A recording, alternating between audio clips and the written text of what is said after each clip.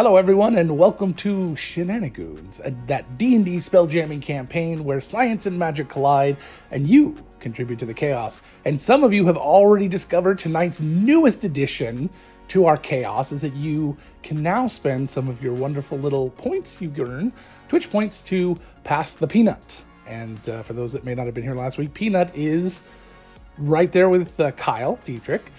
Sitting in there, although we can't really see, we can only see like this massive tuft of chest hair, white for some reason. Can you mind tilting Peanut down a little bit so we can see him a little better? There we go. Thank you. Perfect. Might we just say that the pass the peanut was to Kyle? Yes, because actually it was going to start with Curie because you had it last, I believe. I had it. So Peanut. So basically, the idea is that Peanut has to stay on screen if Peanut.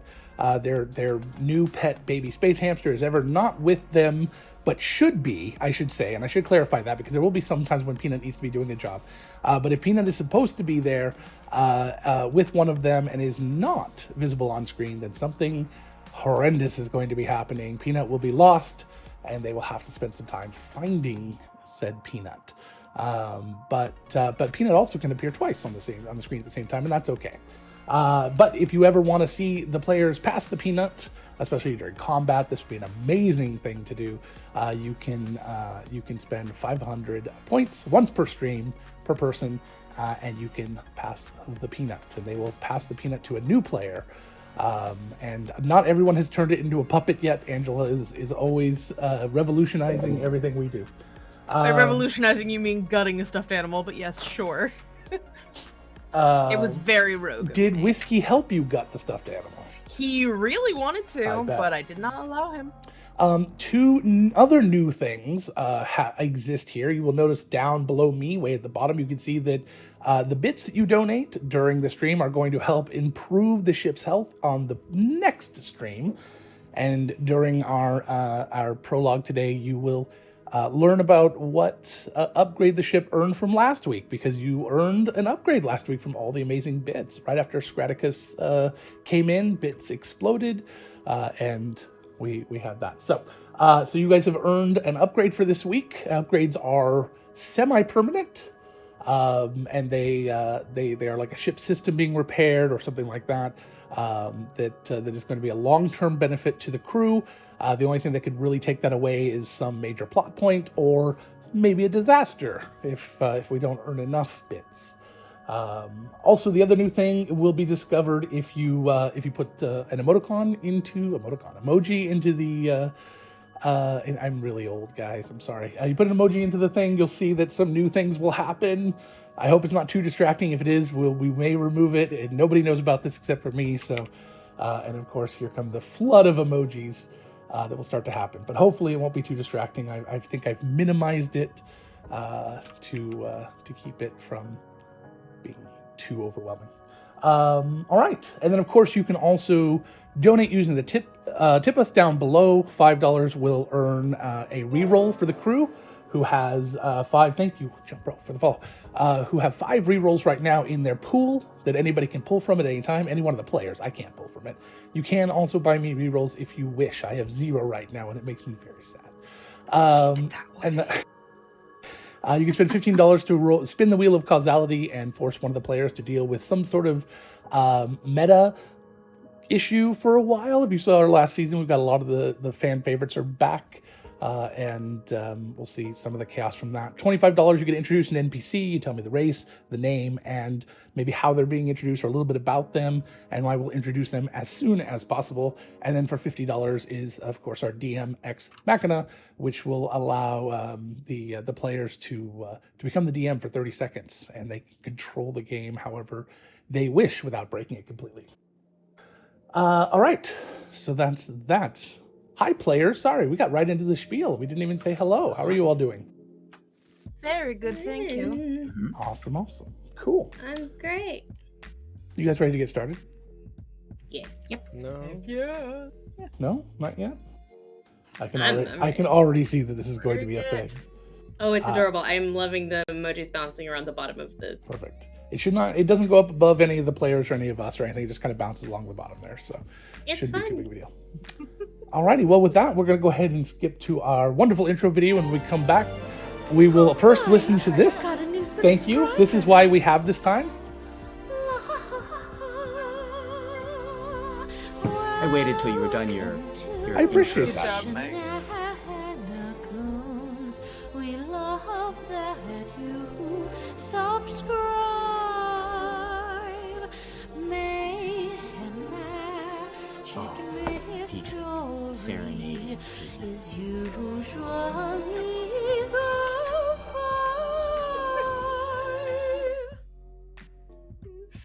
Perfect.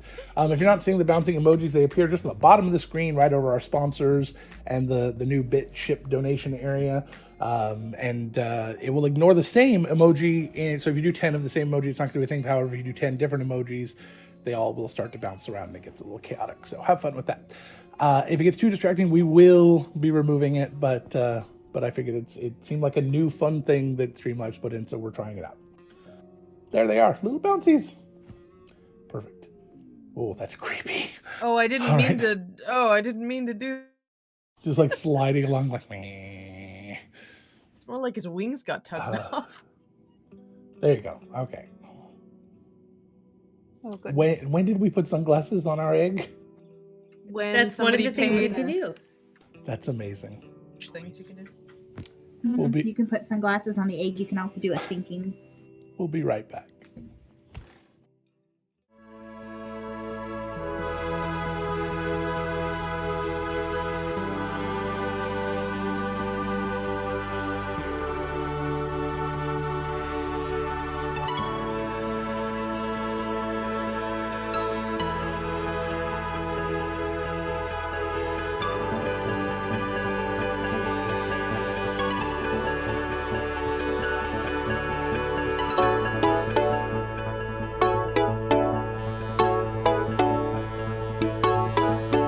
Sailing the stars in search of a harbor.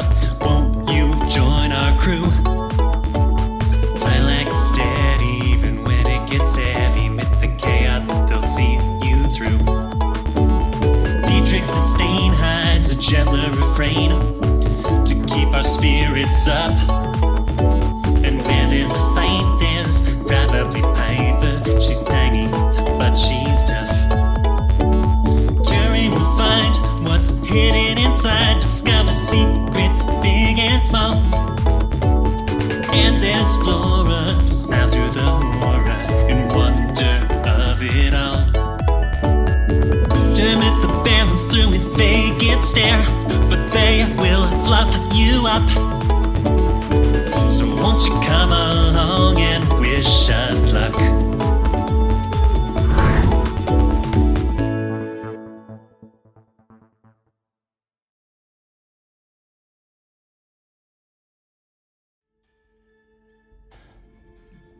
So we see the ship floating in a black, spacious space.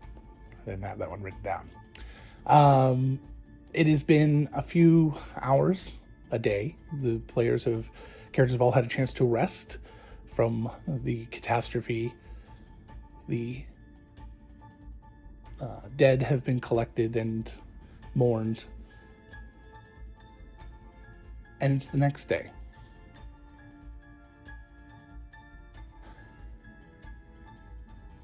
We see Captain Aurora Packard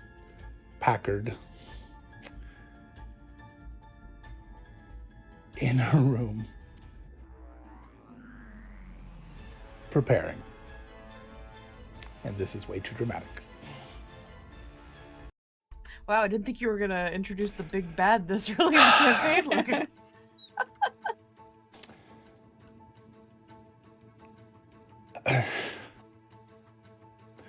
We practiced this damn thing all day. Okay. The captain's log has finally been removed from the ship as the waste extraction system has been repaired and upgraded. We can only offer our praise to those watching over us for this fortune and pray that our luck continues. I know either way, my crew will succeed in moving forward. They are the finest people I've ever served with. As for the events of yesterday, we are still very unclear of the strange invisible object that we collided with. We also are unclear of exactly where we are, surrounded by pitch blackness, with no stars to sail by. I will turn to the crew and passengers for advice before deciding the next course of action. For the record, we lost many of the crew, but notable survivors of this time are myself, Captain Aurora Picard, our stable master, Niesel, the ship's cook, Chef Sue Flay, and a handful of other non-notable crew. Of our passengers, we have the enigmatic lantern and our 6 contest winners. Hopefully among them some skills that can help resolve our predicament. I must, however, give them praise for repairing Felix, the ship's voice and personality, although it seems somewhat less confidence-inspiring than it once was. Final note, our beloved hamster Dorothy was tragically lost, which might have meant the end of our journey. However, she left behind a successor, a small baby giant hamster, space hamster, that the passengers are calling Peanut. I hope that isn't some sort of sick joke. Hope springs once again. We can only hope it remains eternal. But days like today make me want to sit in a corner and hope no one notices me.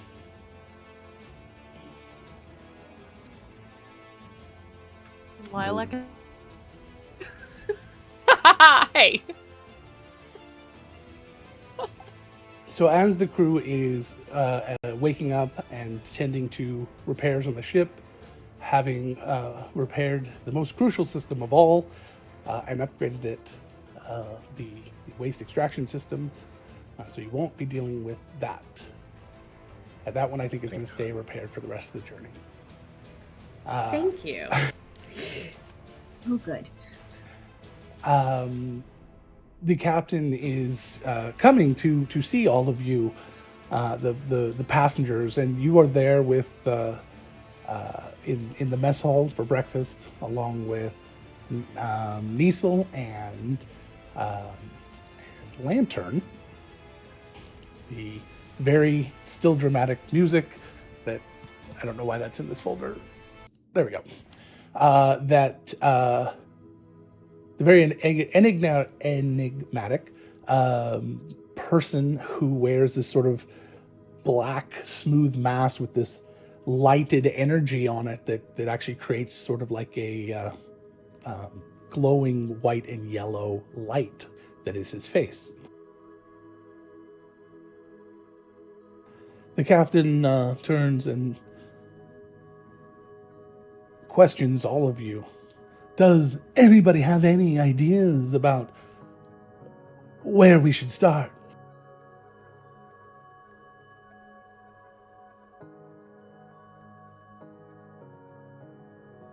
You do realize that we won a contest to go on an interstellar tour. That doesn't necessarily mean that we had any applicable skills to be sailing a ship. There was no test. I understand that you're stuck here and feeling a little lost in space, but what I need from you is to focus on the problem.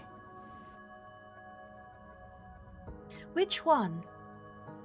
Let's start by finding the stars. Shouldn't we start by repairing the ship? We I mean, we need the ship to be are out of functioning to find the resources. stars. There's so little here. Maybe we should start by collecting our resources. So taking an inventory of what is still functioning or what could be useful for the foreseeable future.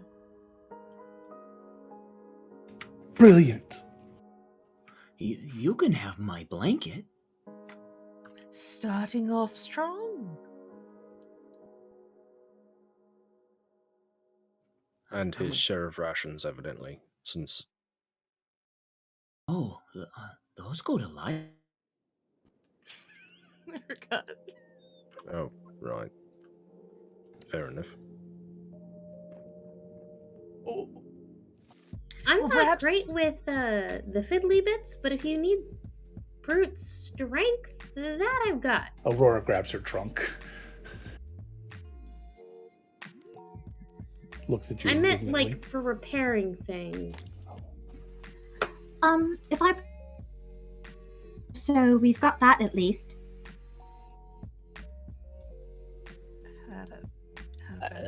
So, just I feel like I need to get a bit of a recap of sorts.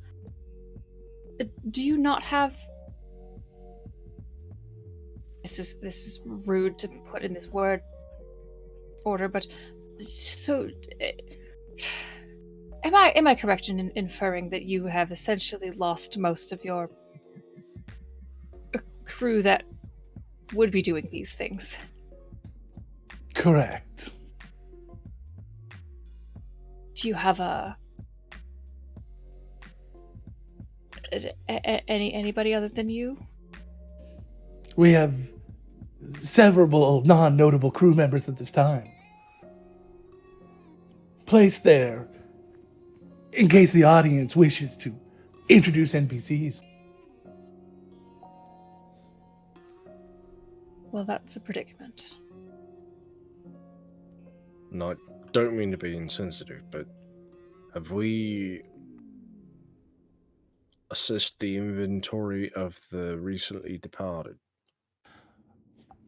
Brilliant idea, Dietrich. Why don't you go and handle that? All right. I'll join. I have quite a skill set in assessing goods. I sort of meant all of you together. It might make it go More faster. merrier. Maybe. All of their Sure. possessions are collected down in the cargo hold. Do you have any knowledge, being someone of magical nature, if spells are going to work the same way in space? So far, the answer is yes. But until we know exactly where we are, I won't know for sure. So the reason I ask, and I certainly do not want to supersede your judgment regarding order of operations, but I do have a spell that can repair things. So Mending, I assume you're talking about. that I think is the one. Let me find. I haven't used it that many times. That sounds right. Everything that can be mended has been so. It doesn't help with more crucial systems. Right. We took a lot of damage in the crash.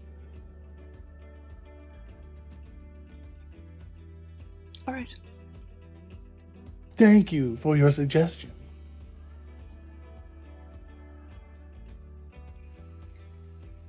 Alright, so we'll check the deceased for anything useful then. Captain, ma'am, do you happen to have perhaps a list of those who've perished? We might be able to prioritize. All of their belongings are in a pile in the room. So I'm not sure a list would be helpful. But the short answer is no, I didn't label all the dead crew members. By importance. Understood. It would have been a little gauche, I understand. So a scavenger hunt it is. Okay, bye. And she just stands there. Kiri's not sure whether to, casually salute. There's very little actual formality to it. Just like... So the six of you and Lantern stand up and start to head down to the hold. It is a Not long walk, but it's about a minute and a half. Anybody say or do anything during that time?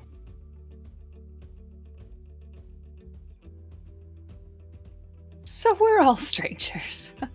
And that's wonderful. Is anybody else disquieted by the fact that the captain seems to not be particularly captainy? I would give her for a little while. We're all a bit shaken from current events. I'm not sure if she's had the experience of a stranded, half-living crew, so I'd be inclined to give her some time to acclimate. I mean, that's true. She's not sitting in a corner crying her eyes out and non-functional, so that's a plus. Very true. Do you think that she would find it rude if somebody who perhaps was slightly more organized just sort of drew up a to-do list or maybe a flow chart or something and just kind of tucked it under her door anonymously as a suggestion? I think that's kind of what she was asking us for. That's Yes, my accent. I would heartily encourage you to assert yourself, even if it has to be anonymously. Good, right. I don't know. You'd get my vote for XO. Start looking to climb the ladder, dear. Especially when somebody... Well, there are plenty of job openings for all of us if we're interested in a career in the naval arts. I don't know like what the citrus. space version of that is. Does that mean Well- we're space? Does that mean we're space pirates now? Certainly not, no. I mean, no, that would be terrible. That's Well, no, that's beyond. If you're going to be hung up on technicalities, we are in space, and we are about to loot the dead. So, I'd be comfortable with the label, at least temporarily. Of grave robber. We No, are no, in no, a crisis situation, doing what is necessary for survival. That did not neither thing. Inventory triage is a delightful euphemism for looting bodies. Also, they died here, so this is their grave. We're not removing it from the grave, therefore we're not robbing it. And we are technically affiliated with. It's not as if we are a marauder. That's true. And honestly, I mean, it's not like they're going to use it right now. As awful as that sounds. Lantern, what are your skills? Oh dear, I forgot for a moment he was with us. I don't know if they Is heard he? me. Lantern. Lantern is here, but we're dealing with some technical issues right now, so I'm trying to resolve those. Goodbye, Lantern. We'll catch up later. We'll be in the cargo. He has to go be mysteriously dashing. He's got a disposal system.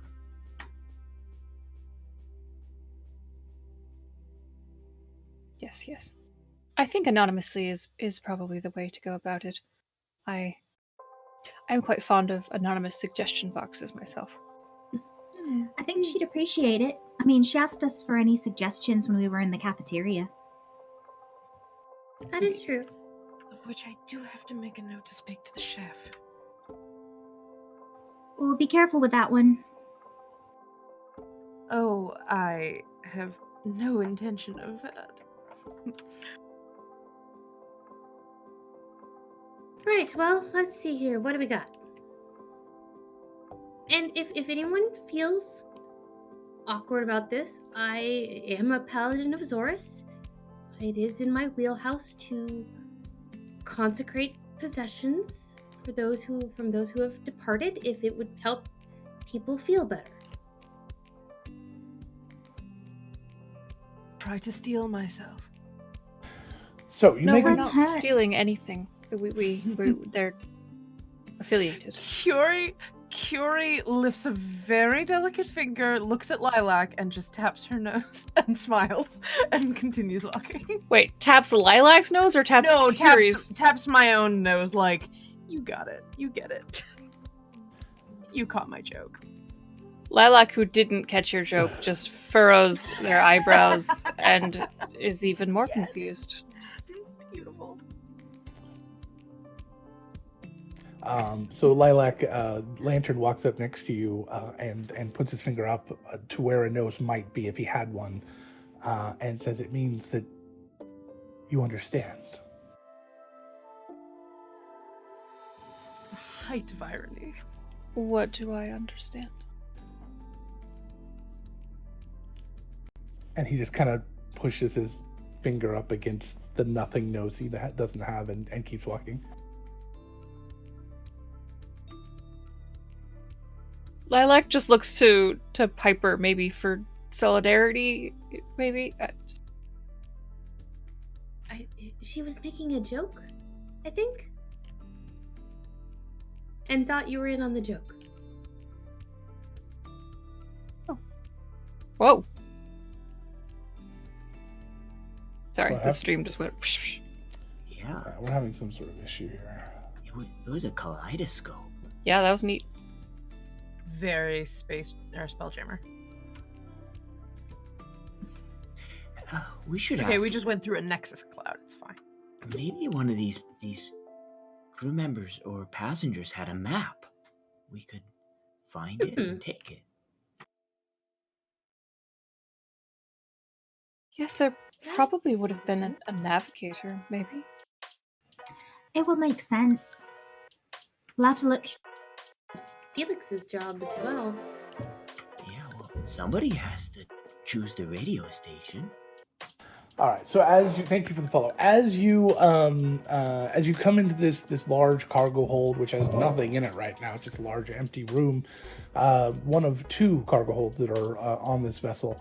You see over in kind of the corner of the large room, there's just a pile of all of the possessions and clothing and things that the people who had perished had on them. So what I would like each of you to do at this point, as we go over there, is to come up with an item that you find within this. Now, we're not going to come up with anything magical, but it can be as useful or useless as you want. It just needs to be interesting and unique.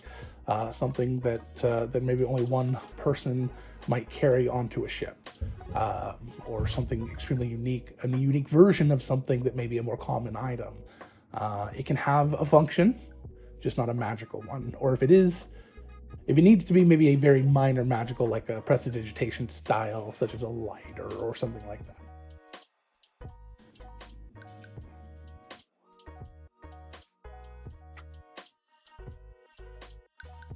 So, does anybody have any ideas what they might find in the pile of stuff? Just a point of clarification, is this each of us or just we Every find person's one? going to find one thing.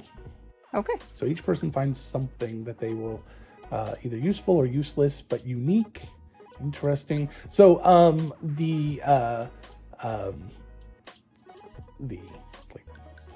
Lantern walks over and he starts to kind of just dig through. Curie, it might actually surprise you how willing he is to just start digging through dirty clothes and stuff, and he does it without much decorum. He just kind of starts to kind of rifle through and just put things off to one side, throwing stuff that he's looked through the pants pockets of or whatever on top of other things that haven't been looked through. No sort of system or anything, but definitely doesn't seem to be a stranger to doing manual tasks. Sure. Does he seem like he's doing that with a purpose? If he's like not worried about like covering other items with what he's digging through? He just looks lazy or sloppy. Noted. And after a few minutes of rifling around with everyone, he pulls out a snow globe. A small spherical globe about the size of a golf ball and inside is a depiction of the Birchfield Institute. And a little bit of snow, except that it never snows in Ashport. But still, that's okay. There is a little. I was gonna say, is it gray snow? It's Is just it a little Ashford? gray, yeah, a little sooty, Nice. and he's got a little snow globe. He kind of shakes around. Yeah, that's exciting. You'll always remember the trip with a souvenir like that. Dermot, what does Dermot find? Going off of what I mentioned earlier, I'm rummaging through, and I find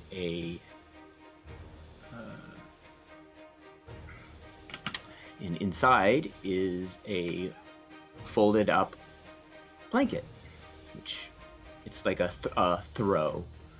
All right. And on it is not a detailed, but like something you'd find in like a souvenir shop layout of the star constellations, like you'd just find on like a plant pan. It's not specific, but it's just kind of like the star constellations and the general sky that is known from Ashport. Cool. It's just that is the blanket display. Oh, I found my map. I'm gonna wrap myself up in it. Oh, yeah, you were waiting for this. I'm the map. I am the map. Okay, that's over. I'll hand it. Who's next? Flora, look over here. Wow, popcorn, good job. I hadn't figured something out. I meant Okay. somebody else. Lilac. Oh, yes, because I saw you move that, and I feel very awkward about pilfering these items, but that looks probably useful to the subject that we were discussing earlier. And Lilac is going to pull out a clipboard and turn it around and show everyone that attached to this clipboard is just a very quick couple of step checklist for some sort of procedure on the ship, Okay, excellent. of which I will determine in a moment. Yeah, just pick one of the systems that we've learned about in the past, or some system you would expect to have to be done on the ship, and we can create a checklist for that real quick. Well, not create it, but you will have it. Anybody else? Piper goes forward and starts rifling through and finds what looks like looking it over, and inside is just written, "I told you so," and the return address just says Feywild, and that's it. Alrighty. I don't think this is going to be particularly helpful, but it is interesting.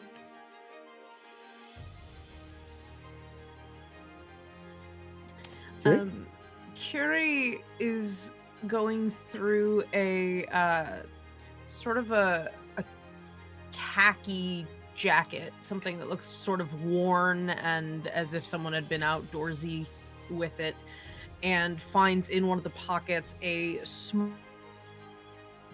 essentially a little dime bag, but made out of, like, I don't know, vellum or something. And inside it are a few like pumpkin seed sized seeds. One of them is notably charred, but the other two are very like untouched looking. But yeah, so she found these three pretty large seeds in a bag that seem like maybe they're something that could be grown to seed. Perfect. And we did just get a pass the peanut redemption. So Dietrich, who are you giving peanut to as you dig through the stuff? Peanut jumps into the pile and jumps out of a pile to Just someone jumps else. out. Yeah. So Peanut like jumps out of Dietrich's shirt and like scurries off towards Flora, and as he like over like this small like a the little card envelopes they used to give out at banks that have a little wrappy thing around it, like the little disc that wraps with the string. Sure. One of those like kind of falls over with a little bit of a thunk as it hits the deck, and it's like Dietrich will pick it up and kind of undo the ring on the envelope, and inside of it is a metal key. Okay, a metal key. Awesome. No idea what it's for. There's no label on it. Maybe a number written on the envelope. All right. Was it by itself or in a container? Or It was in the I little missed like it. in the little envelope. Like Was the envelope little in envelope. something? Nope, just fell out of wherever it was. Okay. All right. Who's next? I think that just leaves me. right. So as she bends down to pick up Peanut, she finds that he has something like a little bag caught around the bottom of his foot. When she opens it up, it's nothing special, but there's some pieces of taffy inside. Can't be magical. I didn't say they were magical. I said it okay. was taffy. All right. So you got some taffy in there. Give me a d12 roll and let me know how many you get.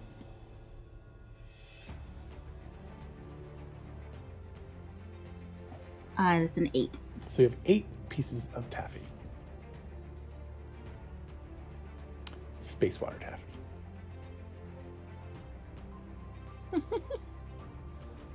So after kind of categorizing and cataloging, the rest of the items seem mundane, but I will have that in the finalized list. Hopefully I'll have finished next week of the inventory of the ship, which will include clothing and whatever you would think that people would just normally have on them for a trip of this kind. Tools, there's lots of different tools and things that are kind of around, wrenches and hammers and sanding equipment, staining, sealing, all things like that. The one thing that you do find in addition to this is you do find an arcane rune repair kit, which will allow you to repair up to 10 of the arcane runes around the ship that control a lot of the different functions of the ship. So you won't have to use chalk and deal with the side effects that you have dealt with so far, like last week. So once you've finished this, what do you guys do? Lantern turns to the 6 of you and says, well, and he just turns and leaves. I am going to learn everything about that man. Does anyone Well, else it's not think like he's a you have bit less anything else to friendly do. than when we were on the launch area? What was that, Flora? I'm sorry, I was distracted by him walking away. I was just saying, does anyone else think he's a bit less friendly than before? I return to my original statement about cataclysmic ship strand, perhaps acting a bit out of character. Maybe give him a few days.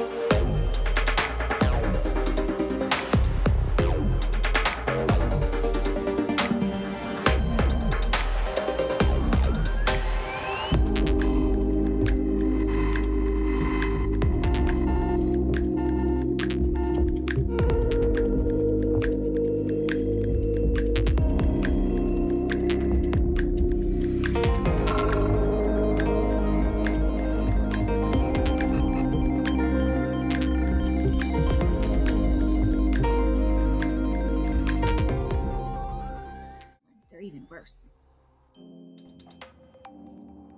Hi, we're back. In space, no one can hear you stream. That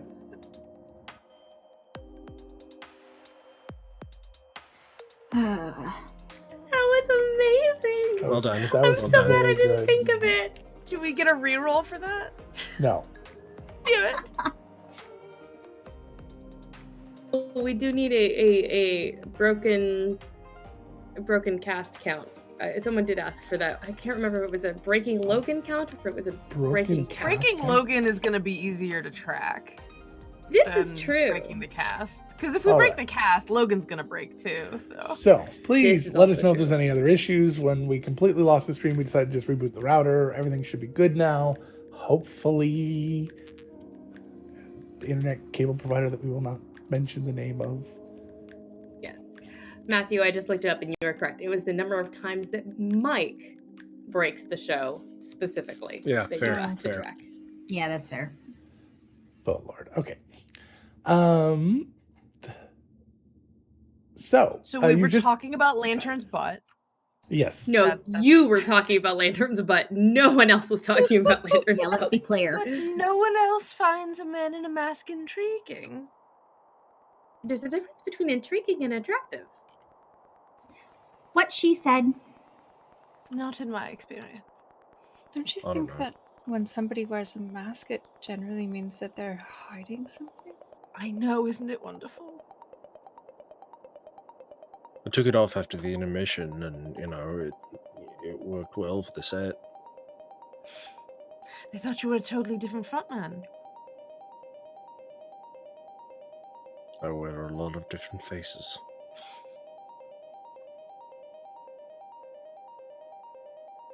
So, Right. with our absolutely not ill-gotten gains, return to the captain to show what we've uncovered. Excellent. So you return to the captain, you give over the checklist of all the items that you acquired, you show him off the other items that you've collected, but that you are going to be keeping for one reason or another, which the captain lets you know is just fine, and is very happy that you have them. Lilac, did you determine which system or what sort of procedure you wanted a checklist on? Yeah, well, so I primarily grabbed this item because I find clipboards very useful, because you can carry them around and jot down. Just wanted the notes. clipboard. And but I don't know who this belonged to, but they seemed to have some very strong opinions about protocol for away missions. Perhaps you know who this belongs to, but so there's 4 rules apparently. I don't know if it's going to be applicable to our situation, but it says that rule number 1 is check the atmosphere for breathability. Rule number 2 is check for life forms. Rule number 3, it says, is do not interfere with those life forms. And rule number 4 is seriously, no, don't interfere. Also, those seem like things to keep in mind. The captain will agree. I'm not going to subject you to the voice right now, but the captain does agree that those are great. That's a great checklist. Things to keep in mind. Not too sure about the second 2 rules, but definitely the first 2. Very happy about those. But what this item is going to do, Lilac, is going to grant you, anytime you guys are preparing for an away mission, any rolls that you have up to and including getting off the ship and down to wherever you're going are going to have advantage from here on out because of your checklist. So if you're ever in any kind of predicament, or you need to roll to prepare or find something on the ship to prepare, your checklist is going to give you that benefit. So make sure you write that down because I'm sure as heck not going to remember it. I didn't think it was going to do anything. I was just going to be weirdo with a clipboard. Is it like out of a like a whiteboard material? Or no? I was thinking that it was like ugly Apple product brushed metal. Oh, there you go. So it gives us advantage specifically when we're trying to get on or off the ship. When you're doing anything dealing with an away mission, preparing for an away mission.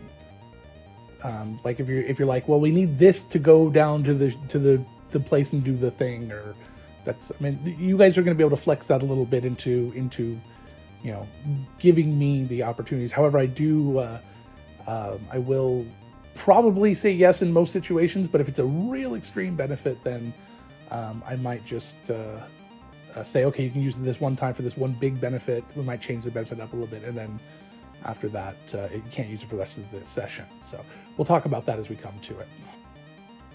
Yeah, I just wanted to say that material that you described is less remarkable than the one I mentioned.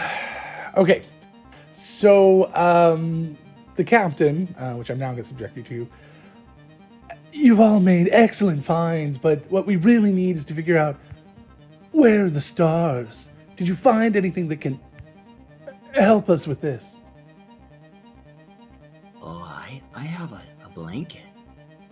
Not unless somebody in the Feywild stole them. I have stars. It's a map. So a star map. Mm-hmm. It's a map of the stars. Curie just gently points at Dermot. Unhelpful. What's behind your key, maybe, Dietrich? Anything? Did we figure that out? It just had a little number on the envelope. What was the number? 237. 237. I don't recognize it.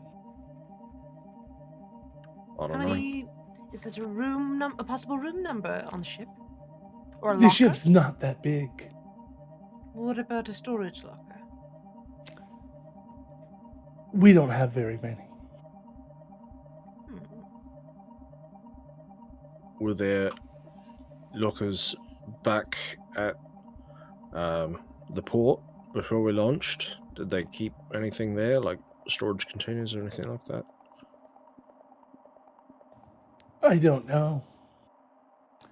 All right. Check when we Well, get back. Can Curie look at the key and see if she can ascertain the kind of thing it might belong to? I know, like, depending on the size or the shape, you can sort of sometimes tell in generalities what a key might be for. It's, I believe, Dietrich, you said it was a simple key, or no? It was just a metal key. I Okay. think I said it was a little ornate. Okay. But I cannot remember what I said. So He it's a said it little was a ornate. small metal key. I Yeah. know because I Retcon. typed that. So, in general, you look at it, it does not look truly or really remarkable. There's not a lot to it. Could go to a lot of things. Okay. So I was thinking, like, Nothing the to really difference rule it between like a house key versus a little mailbox key. Those are distinct in size that you could probably Yeah, because we have corporations that have very Yeah. specific, patents and branding. You're right. Yes. Ashport doesn't have manufacturing standards like that, so understood. Small key. Although That's that's the real an reason interesting the railway system crashed. concept to bring in. You're welcome.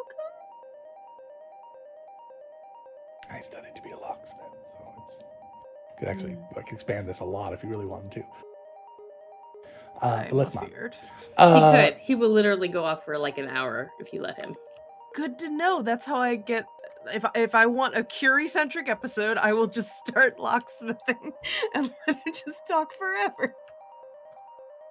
Lock in a bottle episode.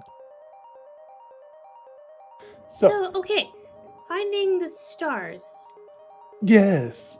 Has anyone? Okay, so we, some in the wild space we can like walk on the ship, right? Like, has anyone actually gone and seen if there's anything physical blocking our view of the stars? No. I mean, obviously we crashed into something. We should check and see if that something is still there. I'll Nothing go. wrong with a little well. constitutional. It's worth a shot. Right. Is there any sort of like, vehicular protective equipment? That we No, should but be we do wearing? have some extracurricular protective equipment, and she pulls out a condom. Is it large enough? Unnecessary. And does it come with oxygen storage? Because that could work.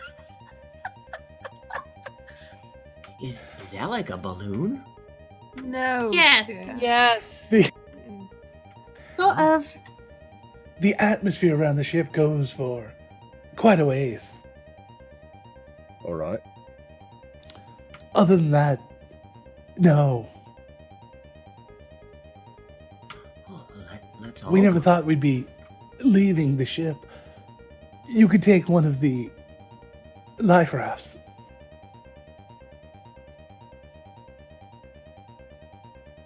That's helpful. Where is it? They're on the side of the boat. All right. Where's the nearest access? What's bulkhead door? Is that? What's the term? Airlock? Door. Fine, perfect. Door. Where's the nearest door? It seems to me we could always just go up and over. There, what? There are stairs right there. And points for the trunk.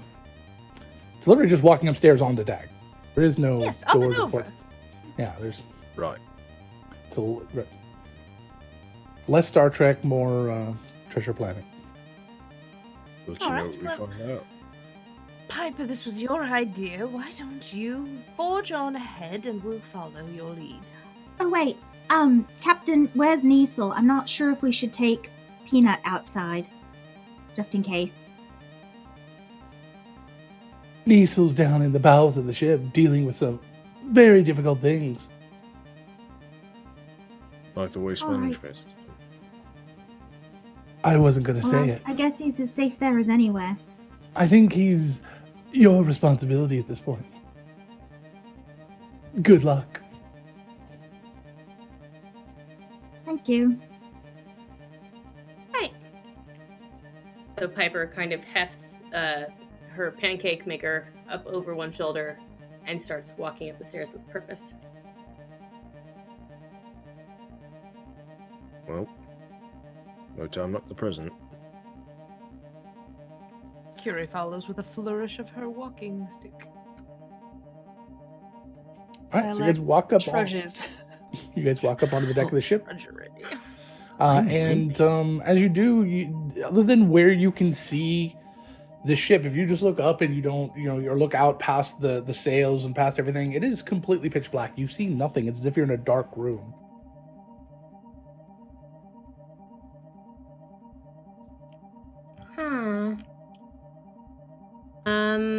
Can I use my divine sense to see if there's anything out around us, maybe, that I could pick up?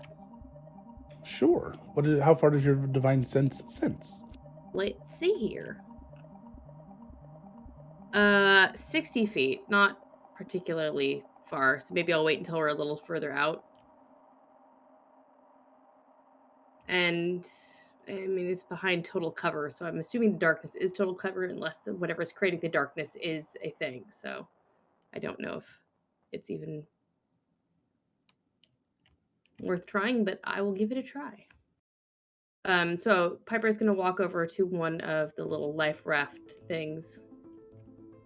Okay, so you go over to one of the little life rafts, and the first one you find is completely broken into.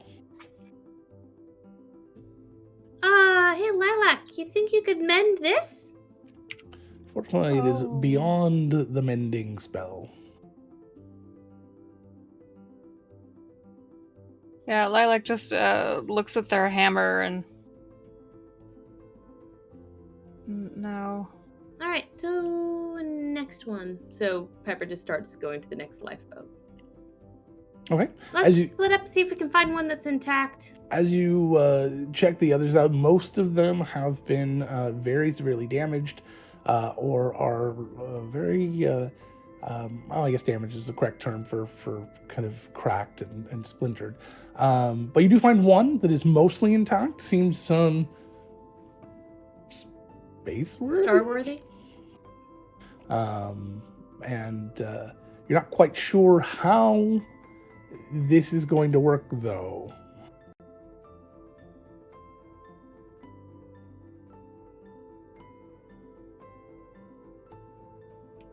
Is it big enough for all of us to fit in? Yeah, big enough for probably 10 people. But it does sort of just kind of sit sideways on the ship. It is tied down, but it is, as you start to release the ropes, you remember that the gravity is always to the center of the vehicle. And so they are literally just sort of sitting on the side of the ship. The bottom of it is touching the side, and you can stand on the side and sit in it on the side. But what you can't seem to do is figure out how to get it to leave the ship.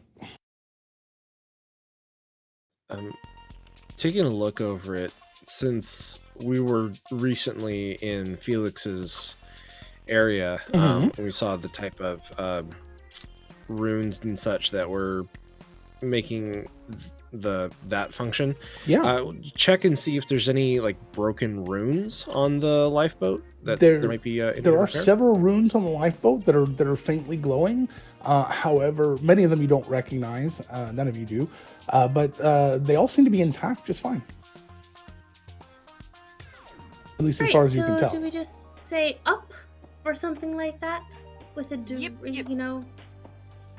Oh, didn't the captain say that you have to channel magical energy to fly the Spelljammer? Yeah. Correct. Maybe the lifeboat is similar. Well, I'm out. It could be. It would I'll make give it a sense. shot. Yeah, Sure. go for it. What sort of spell? Dietrich will pull out his panpipes and just start playing Okay. while on the ship. And doing what? Meta. Concentrating on lifting off away from the deck. So not actually you taking the advice that you just gave to the rest of the party and casting a spell. Sure, yes. Okay. Prestidigitation.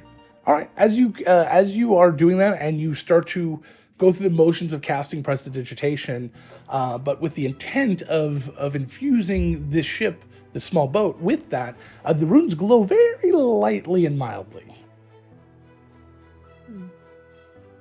Oh, maybe. Row, row, row your boat gently through the space. Dermot, maybe it has to be done in the round. And smash it in the face. Nice. I'm gonna cast Mage Hand. Okay, again, Mage Hand is a cantrip. Okay, so you cast again. They glow very lightly and mildly again, yes. Perhaps something with a little more heft to it. All right. Like Bigby's hand. Instead of Mage Hand, get it heft. Plug your ears, I guess. Oh, I And- like how you sound. So, Dietrich will start to play a, 4-note refrain over and over and over and over and over and over and over again, casting Earworm. Okay. All right. Which And is what our level first spell is that? spell. First level?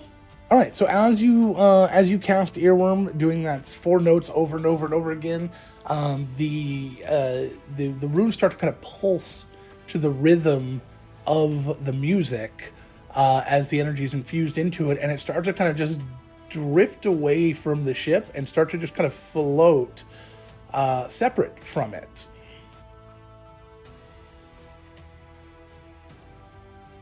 Ta-da!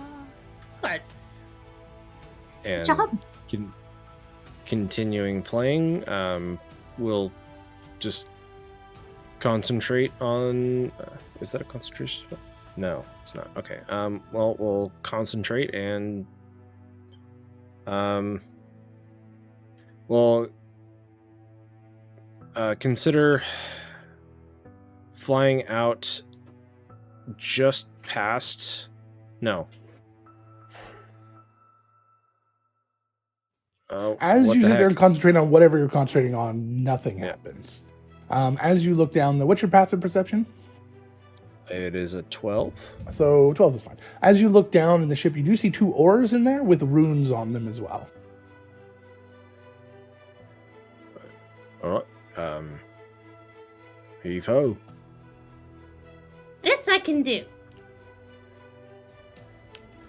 As you step off of this ship and onto that ship, it's a very weird sensation as gravity pulls you towards this ship now. And there is a small sort of pocket of atmosphere around it that you are taking from this ship, but it's fine because it's tiny. While you are close in between, standing on one ship, but close to the other one, you can actually feel gravity pulling you whichever way you're closer to. So if you move your arm over the other ship, you can kind of feel yourself being pulled in a different direction.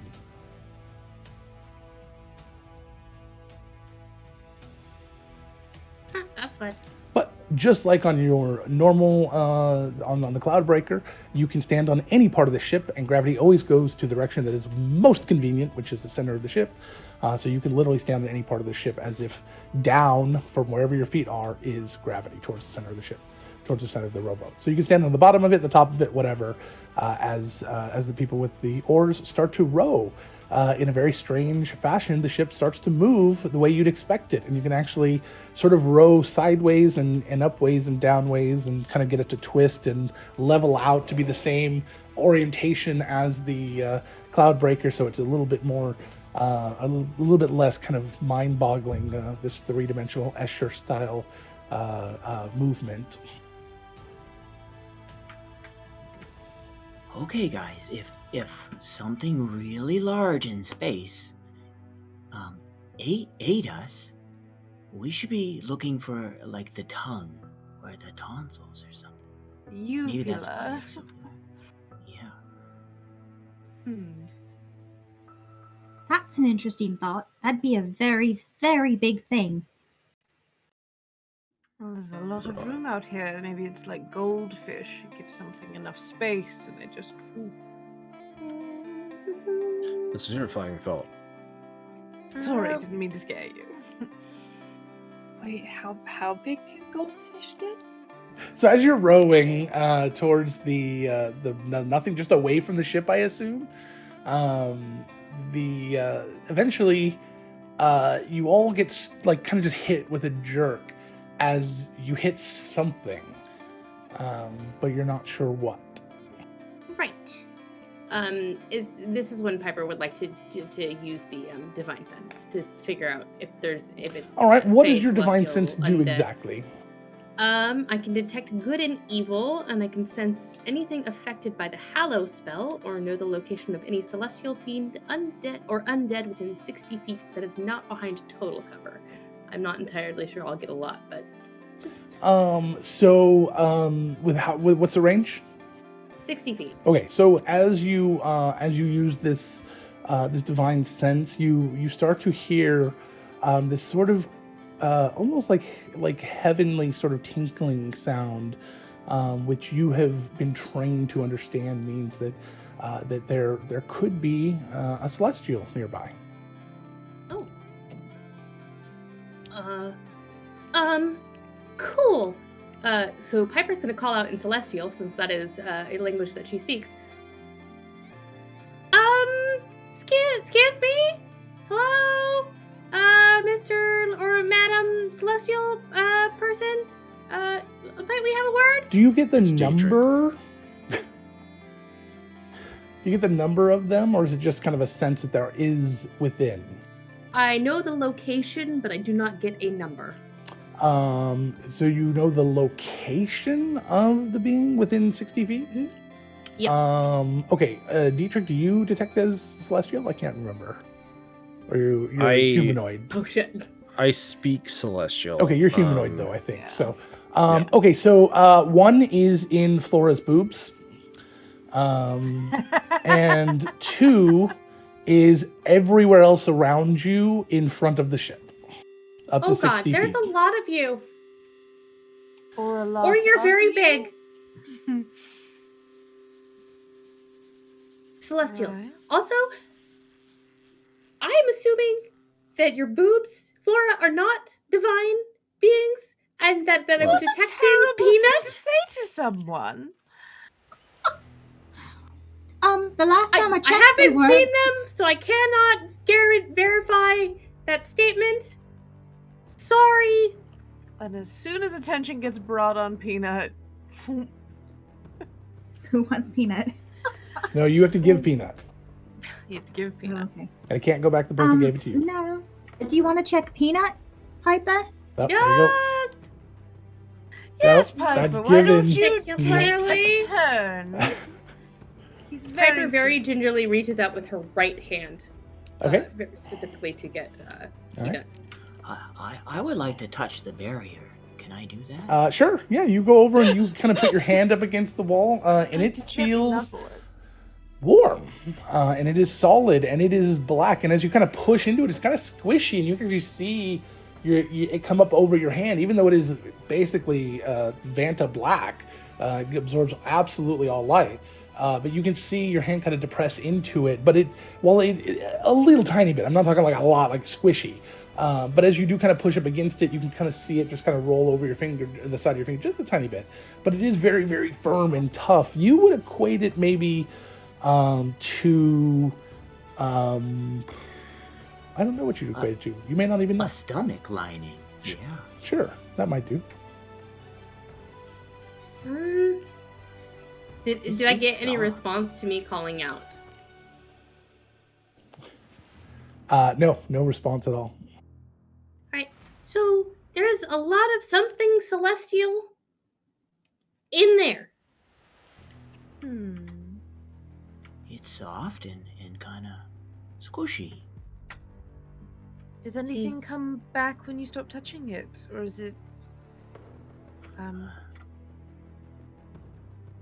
Is it Can sticky? you Is my go question. It is not inside sticky. it? All right. Can you climb into it?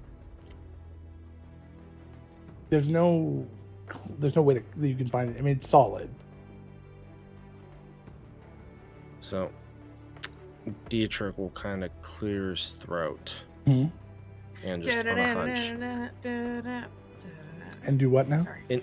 Clear his throat and in Celestial, like, physically he's gonna like kind of straight, and then in Celestial,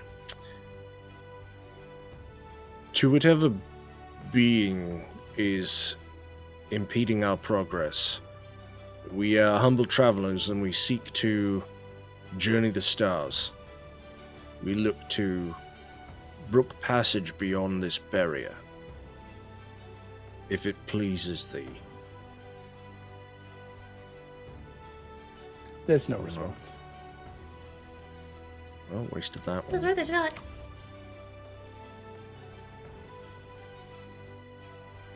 Oh, Let's row around more Can you further. row into it? I With a think little we more already force. found the answer to that when we bumped and stopped. Yeah, it's Well, I'm just thinking if you forcefully. We could try seeing where the end of it is and see if we can go around it that's once what we I get the would- ship up yeah, right. Let's Sure, keep going. sure. Very well. Just keep rowing. Just keep rowing. So, I just want to point out that we flew for very, very fast for quite some time before running into this thing. If we try going around it,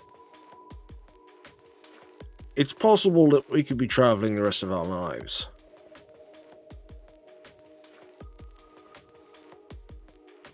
I'm very glad you brought that up because I'm Gold, rather very, very concerned big about goldfish.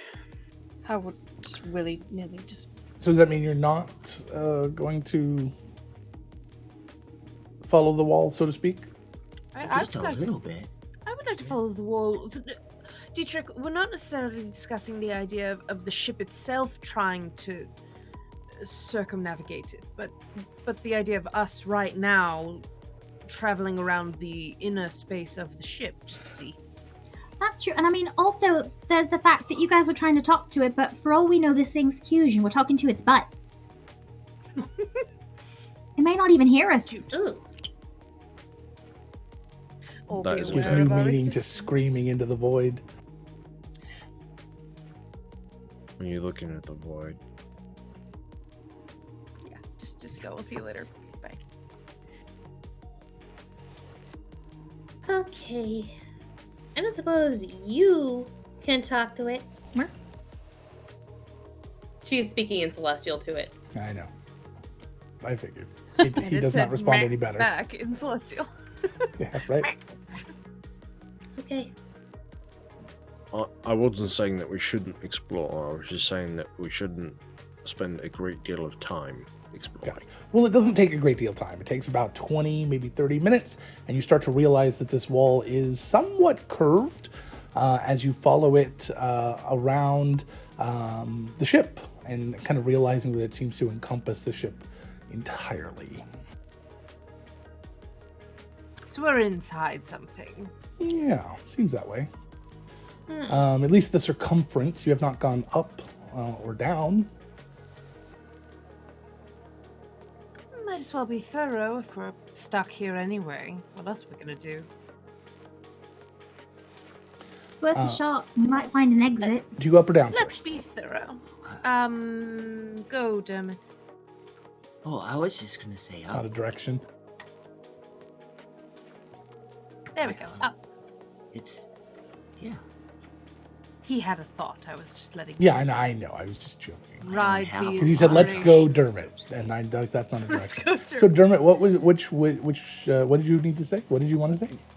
Nothing. I honestly, it was Yes, just sit gonna up. say, let's go up. Okay, so you guys go up. So you start to go up, and you start to realize that you could kind of turn the ship and just kind of scrape along the wall as you're going. Not like it's damaging or hurting, but just every once in a while it just bumps and it kind of knocks you to re-angle. And you find out this seems to be a dome of some kind, or maybe a sphere since you're just doing the top. And it's curved all the way back to the other side. Carry on. It's if we went all the way around, we're gonna continue to go up, which was now, back then, the down. What a delightful grasp of physics you have, Dermot. Mm-hmm. For someone who's never been in space before. I've been thrown around a lot. That's true.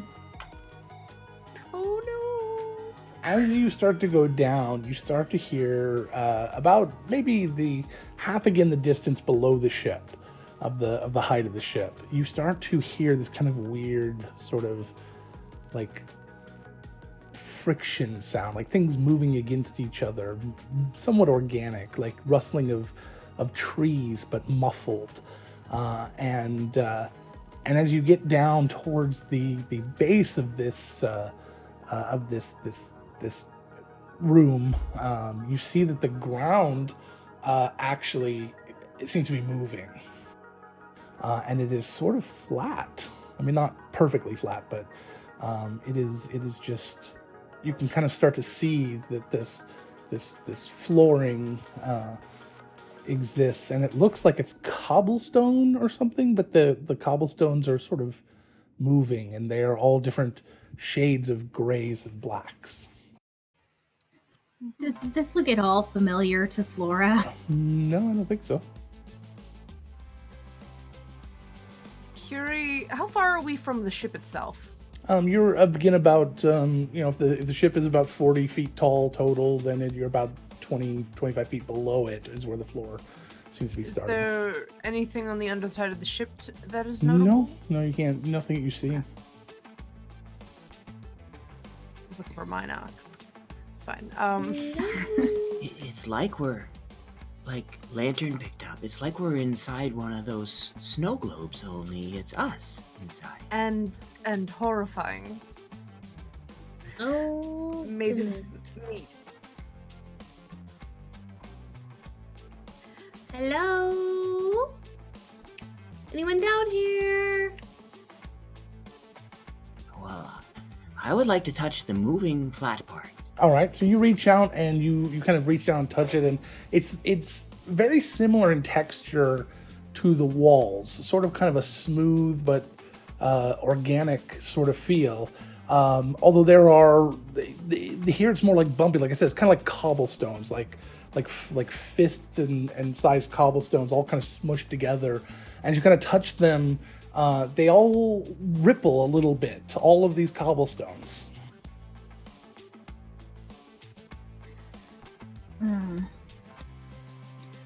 I have a feeling that Dammit might have been right. I play them like a drum. I don't think he heard me. So you reach down and you start patting on them like a drum. They do make kind of a weird sort of noise as you do. However, the entire floor ripples up and knocks into the ship. You start to hear this loud groaning sound, which I need everybody to make me a constitution save as this rumbling sound shakes the entirety of the room, and the pressure in here increases as all of these little cobblestones start to shoot up and start to fly around. And as you kind of glimpse these little flickering lights, you see that they have these long dozen or so tendrils sort of floating underneath these kind of dome-like tops. And roll initiative.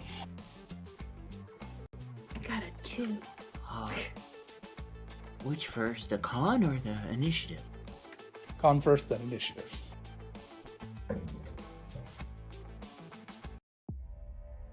I may need my son to bring me the die jail. I've rolled a natural 1 and then a 3. Perfect. You rolled a natural 1, no. and you have the hamster. Please roll me percentile. Oh, Yay! 93. Thank you. 93 peanuts appeared. God! They must all be on Dun, screen. dun, dun, dun, dun, dun, dun. Quick, somebody get a mirror. The Hall of Endless Peanuts. No. It's very laser light show, just like. I don't have peanut, but I also rolled a natural 1 on my Jesus. initiative. Oh, and your initiative, not the con. My con's I Only rolled the well on my highest con, initiative but I matters. rolled crap on my initiative. I rolled a 4 initiative. Okay, so the DC was a 12 for the con. So if you failed it, you are deafened for the first round, and you cannot win initiative. Who has the highest initiative besides those that might? Who got deafened? Okay. Who got the highest initiative? 15. Anybody beat a 15? You'll be starting us off, Curie. And the flump knocks will be the Yes. I'm so proud of myself. The creatures, as in Popcorn Initiative, if somebody does not choose the flump knocks before we get to the end, they will get 2 turns in a row. They are technically a swarm. They will all go as one, and they have a layer action as well, but it will all go together.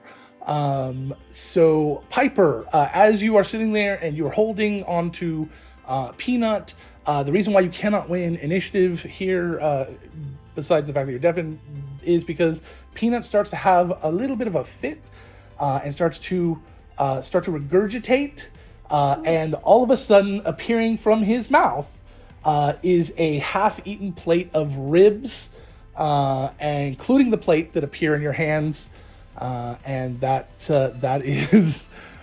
What did you eat? That is what you have. The plate does not. It is nice, pristine, sort of china, fine china style plate with some intricate designs on it. Nothing you've seen on this ship. Also, ribs have not been served on this ship, so you're not sure where any of this came from, as that now appears in your hands. What did you eat? Curie, start us out. So how many of these flump It's a knocks swarm. are there? Thousands. It's a swarm. Are we attacking It is at, one at creature. a swarm? Yeah, Okay. you're attacking at a swarm in general, as thousands of these creatures start to fly around this room. The only time you can really see them is when they're close or when they are between you and the ship, as they seem to just kind of vanish against this dome-like room that you're in. How far away are they? all over, literally All everywhere. over everywhere. They can be Okay, close, great. they can be That's- far. You can throw a fireball at a distance. You can whatever. They Sure. fill this room. Curie reaches onto her belt and pulls out a hand crossbow and takes a shot at one of them, or just takes a shot into the swarm. Okay. Go ahead and give me a melee attack. Ranged, but yes. Ranged attack. That's what I meant.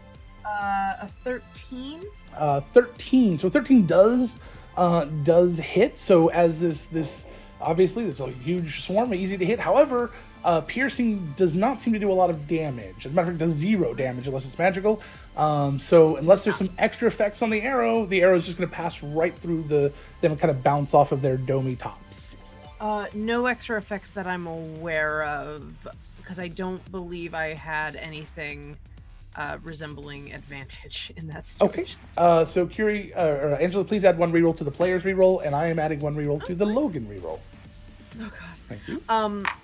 Then I would like to spend because I was dumb and didn't do it in the other order, would like to spend a bonus action to use a roguish feat that I have, Insightful Fighting. It allows me to make use my bonus action to make an insight check against the target's deception in order to sort of understand how it's moving and see how that goes. To gain insight into Advantage to be able to use my sneak attack on it even if I Oh, don't have sure. advantage. Go ahead. Give me that check. Yeah, They don't have a very high deception. They roll deception, yeah. If it was stealth, they're great at that. It's an 18 on my insight. No, okay, so yeah, you're fine. I rolled a 17, but they have a +0. So Okay. Oh, jeez, that was close. There's a lot of them. It's fine. Yeah. So Curie is just like, she misses with the shot, but then just starts eyeing the way the swarm might be moving and just getting a sense of like how chaotic they are. And for the next minute, I have a chance to score a sneak attack if I hit perfect. them. Excellent. All right. Yes, rerolls are always banked in a pool. We're going to eventually, if I can fit it on here somewhere, someplace, we're going to denote how many they have, but I don't know where to fit it on here right now. Sorry. Okay. And that's the end of my turn. That's my bonus and my... So you need to pick someone to go next. I'm going to pick Flora. Animals, they're your thing. Not these kind. I say they're celestials, not And animals. I Also don't that- notice the difference. Okay, I'm going to summon Ember, my wildfire spirit. who Which gets looks to like go what? She looks like a fiery fox, fiery red fox, with bright blue eyes. And as my bonus action, I can command her to do something with her turn. What Her is her initiative's name? right after mine. Ember? Ember. Like Yeah. our cat. Oh yeah. They must Yeah, hate. I tried to make it easy to remember. Ember must not be very well liked Ember? by shopkeepers. She's only a browser. Well, Firefox. okay. That So I'm gonna physically use her pained skill. Kyle. Yeah, You can I'm tell. gonna use her skill. Flame Seed. Okay. So it's What a does Flame ranged Seed do? weapon attack. Flame Seed is a ranged weapon attack against one target I can see, and it does 1d6 plus 2 fire damage. Nice. But she's around for an hour, so Sure. I get to use her as my bonus action from now on. Okay, that's a 17. 17 does hit. Yes. Alrighty. So that's going to be 5 points of fire damage to one of the flying things. It's all of them. It's a swarm. So you do 5 points of Okay, fire damage so to the 5 swarm. points of fire damage. Yep. Okay. As the fire kind of hits into several of them and kind of bursts against them, they kind of all just seem to scatter away from that area. The light or the fire seems to not agree with them. Flora, who is going next? Let's have Dietrich go next. All right. So you said that these like the individual pieces of the swarm were a little bit hard to hear or hard to see. The swarm in general can be seen just fine. The swarm Okay. is only. I was just flavoring up the idea that it's harder to see them against the backdrop of the Vanta Black than it is to see them against the thing. All right. If only we had some pink as pink. Don't We're already close to being sued. step on me. Don't step on me. I think it's don't tread on me. But what do I know? We're not. Don't fighting step on me is snakes, a very different request.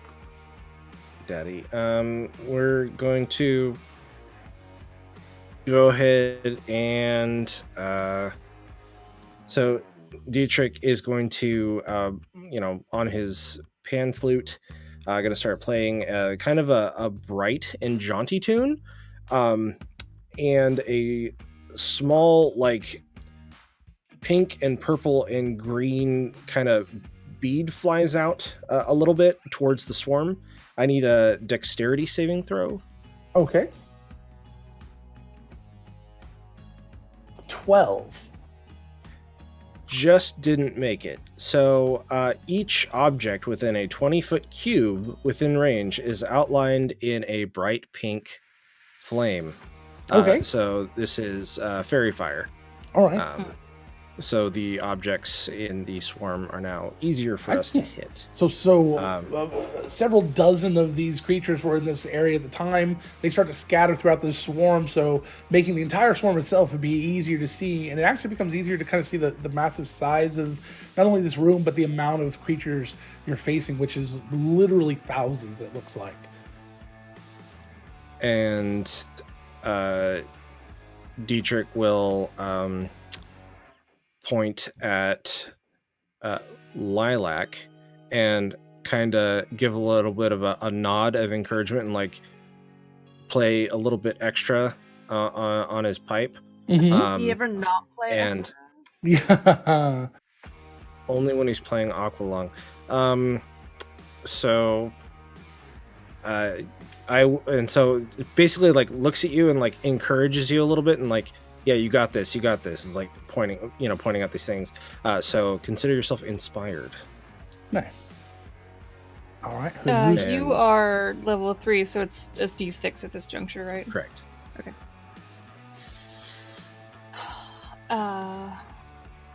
Does that mean you're throwing the initiative to me too, or? Yes. Okay. Perfect. Ooh, thanks for the raid. Hello. Thank you, Dicey Man. And in honor of that raid, I'm going to smash something with a hammer. Perfect. Yay! Smash it with a hammer. So the difference between, well, there's many differences between Lilac and Piper, but a difference between Lilac and Piper is that Piper has a big, giant, smash things whack-a-mole warhammer, and I have throwing hammer. So Hammer's a hammer's a hammer. Not about the size of the hammer, it's about how you swing it. Bolstered by Dietrich's little musical engagement thing, just wheeling up and chucking the hammer at these things. Nice. Let's see. I have never attacked in this game yet. So, okay. Good. I have a dirty 20 Nice. to hit. There's a lot going on. Sorry, how much did you do there? Sound effects. I rolled a dirty 20, so I... Okay, so the 20 definitely hits as you hurl your hammer into this large swarm of these jellyfish-like creatures. How much damage do you do? That is unfortunately only 4 damage. 4 points of damage. And does your hammer have some sort of magical returning property? Nope, it's just a hammer. So the I just hammer throw it hits when I get several cranky. of these creatures as you throw it through the air and then sort of disappears into the blackness somewhere on the ground beyond. That's fine. Ground. Feeling happy that Lilac, struck something, will then give a side eye over to Piper and kind of nudge. And Piper, please hit something with your bigger hammer. All right. Little hammer, bigger hammer. Piper has the awkwardness of What trying do you to... do with the plate of ribs? Is my question. She puts it on the ground. On the boat, on the ship, or on the ground? On the ground. She just kind of like throws it off to the side. Off of the rowboat. Okay. Yeah, just like, ugh. You hear it clatter. The plate breaks. And we gotta pass Peanut, so she kind of, she looks over at Dermot and goes, "Take him, please." Oh, I really like him. Thank And I then love this she- mechanic. I hate you. I hate you, Logan. It's so The good. best mechanic ever. And then grabs her warhammer two-handed. She's like, "Oh, thank God." Casts Thunderous Smite on herself and goes to town.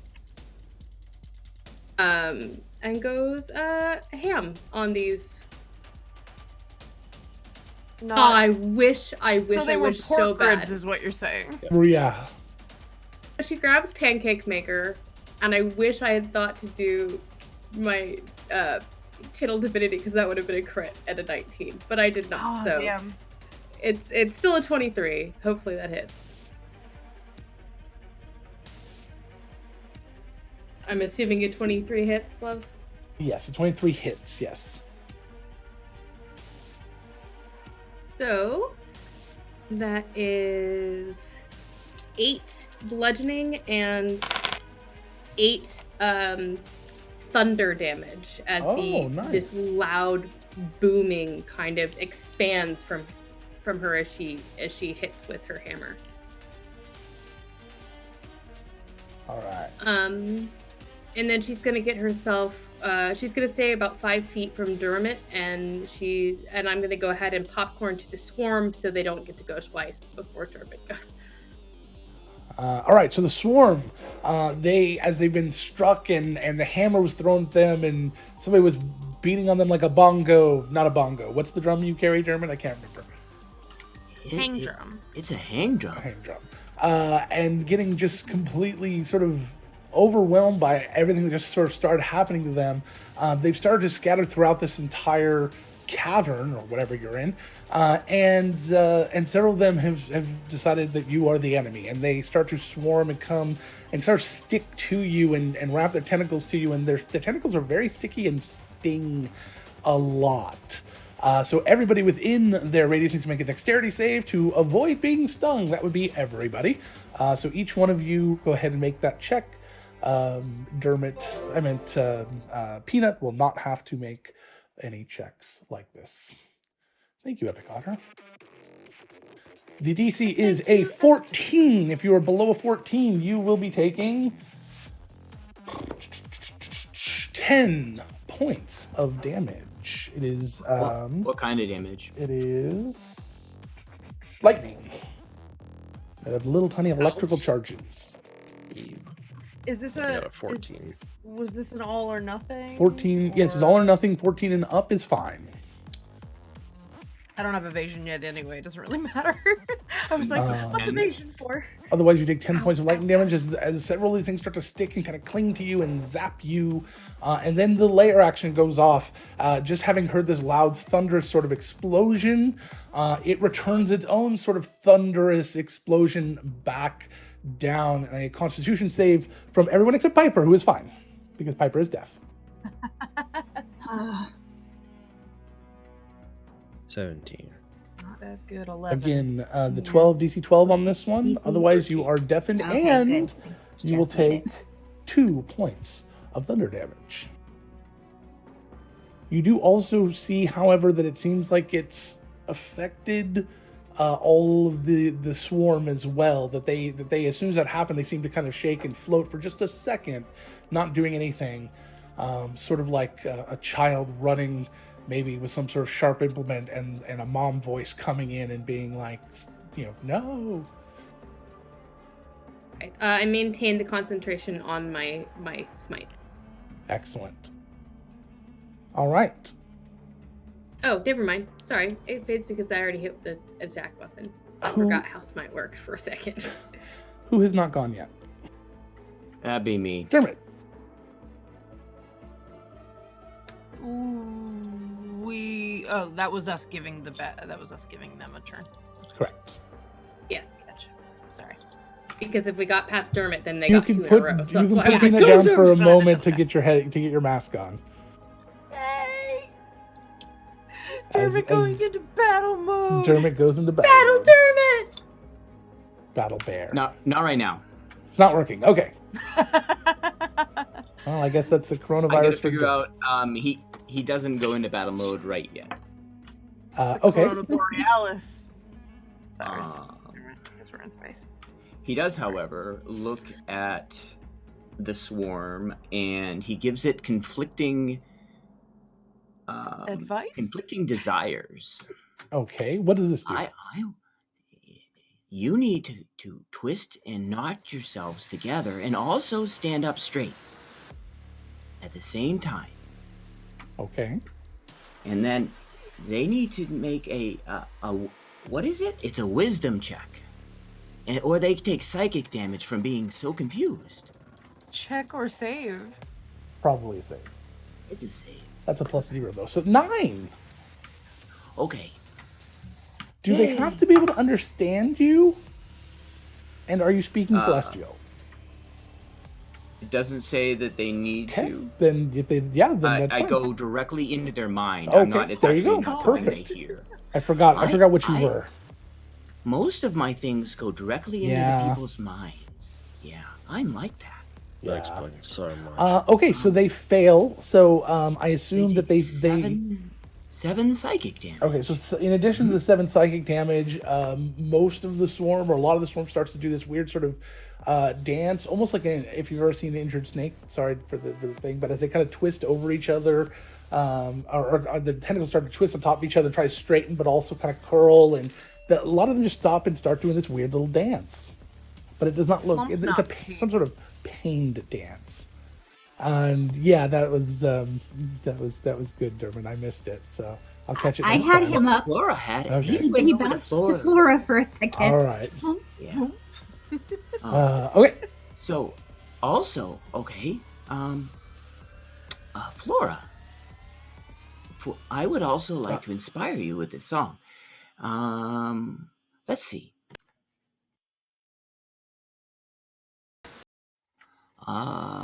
Okay. Service elf for life, always there for me.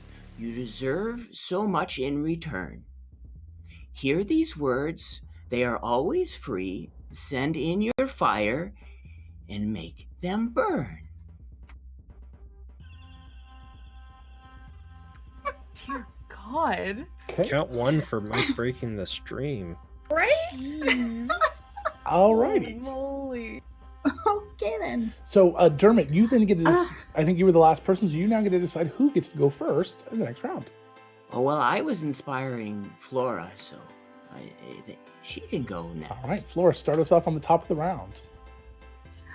Okay. So starts off with using her bonus action. She sends out Ember to attack again. So Kyle, that's what gonna- does a firefox sound like? Oh god. Ding, ding, ding, ding, ding, ding, ding, ding, ding. Damn it! I was sort of hoping for the ferret. Yeah, the I dire know. Weasel, but this was But that better. one was too good. That's good. Does a 16 hit? 16 does hit, yes. Okay. Oh, I rolled a 6. So she deals 8 fire damage to the swarm. And actually, yeah. Okay, and then for my action, so are we still on the ship, or did we jump You're off on of it? the or- rowboat. So are we? How far are we from the ground? You are at the ground. Okay. So Flora is going to hop off the boat and move. As soon as your So feet that touch the she's- ground, give me a dexterity save. Okay. That's a 15. 15 is not good enough. You immediately fall prone as you slip on this very uneven, slippery ground. And you kind of slide a little bit away from the ship. That's okay. That's perfect. Thunderwave. Okay, perfect. So I need a Constitution save for every creature within 15 feet of There's me. one creature. It is the Don't swarm. drop a thermal detonator. They got a 4 after the bonus. Yeah, nope. No, really? I mean, maybe you should double check. Okay, so Thunderwave, how much damage is done? I didn't specify that I was casting it at a higher level, so I'll just do first level. Okay. So 2d8. All right, go for it. That's right next to your microphone, isn't it? Sorry, It's okay. I forgot I had my pedal pushed.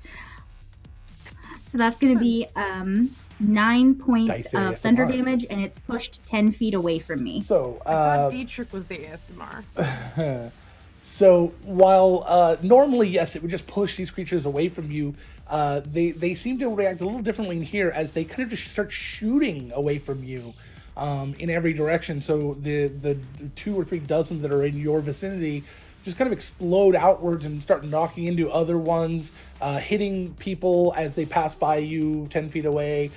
So several of you are just smacked in the face with flying flump knocks, and but it doesn't do any damage. Just kind of hit you in the face and body.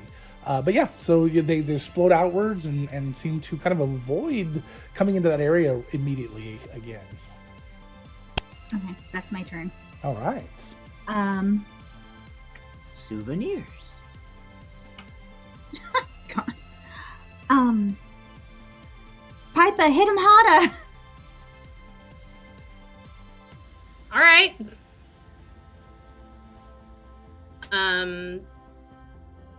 So yeah, I will start up my channel divinity and try and whack him again. Whack a flump. And I hit them, sir.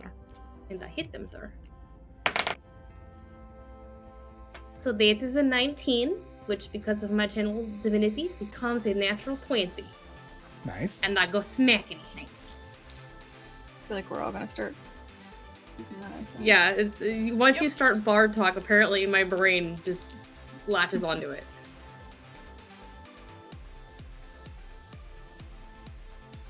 So that is 14, 8, so 18 points of bludgeoning damage as her hammer just whacks into another one. Okay. All right. So you whack into another one, and there's several of them actually with the swing. And they just start going flying off in different directions. Who's next? Excellent. Kiri. All right. So Curie has been spending the last turn like a goddamn house cat, just eyes following the different individual members of the swarm, and as she's reloading her crossbow, and then takes another shot into the swarm. And you don't That's a get nine- you don't get advantage, or you do get advantage. I don't get advantage. I don't get advantage, but I can use my sneak attack if I hit them. believe you have advantage because of the glowing. Is that right, Kyle? Doesn't the glowing make? Yes. Yeah. So you have advantage. That doesn't matter Okay. because the first roll was better. 19 total. All right. 19 definitely hits. Okay. And then...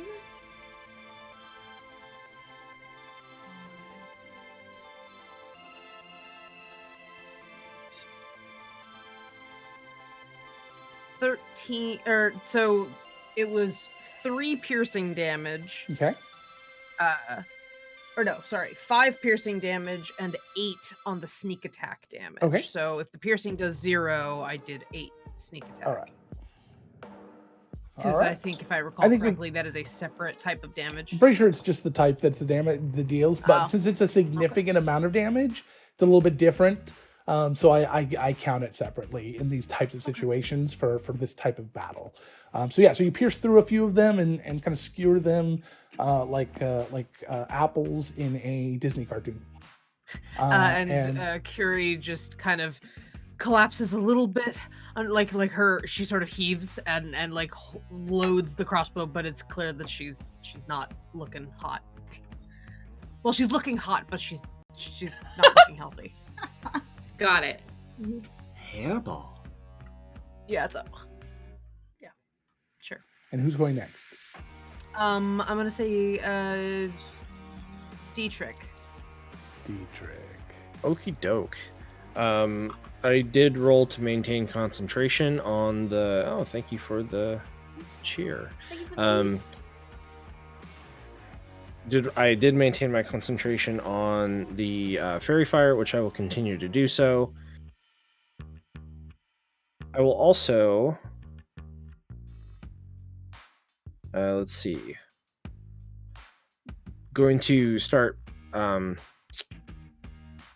I can cast another. I'm so used to not playing a caster. I can cast another spell as long as it's not a concentration spell. Correct. Okay. Yeah, you can have a concentration spell up and cast another one. Got it. So, going to, on his panpipes, start playing those same 4 notes again while targeting the swarm, and we'll need a... he instead of playing the 4... Yeah, he's playing a little bit more earnestly. I think it's like a little bit more like discordant this time around. So he's going to cast it at 2nd level. All right. Earworm, I need a wisdom save. 11. Okay, so it's going to take 4d6 psychic damage. Oh, that's in 16, 19 points of psychic damage. Okay. That is significant. All right. And go ahead. So as the earworm starts to kind of fill this whole cavern, all of the flumps start to They make a really weird noise. start to move along with the rhythm of the music as they kind of do these little floaty, sort of wispy moves, and then start to kind of vibrate and shake.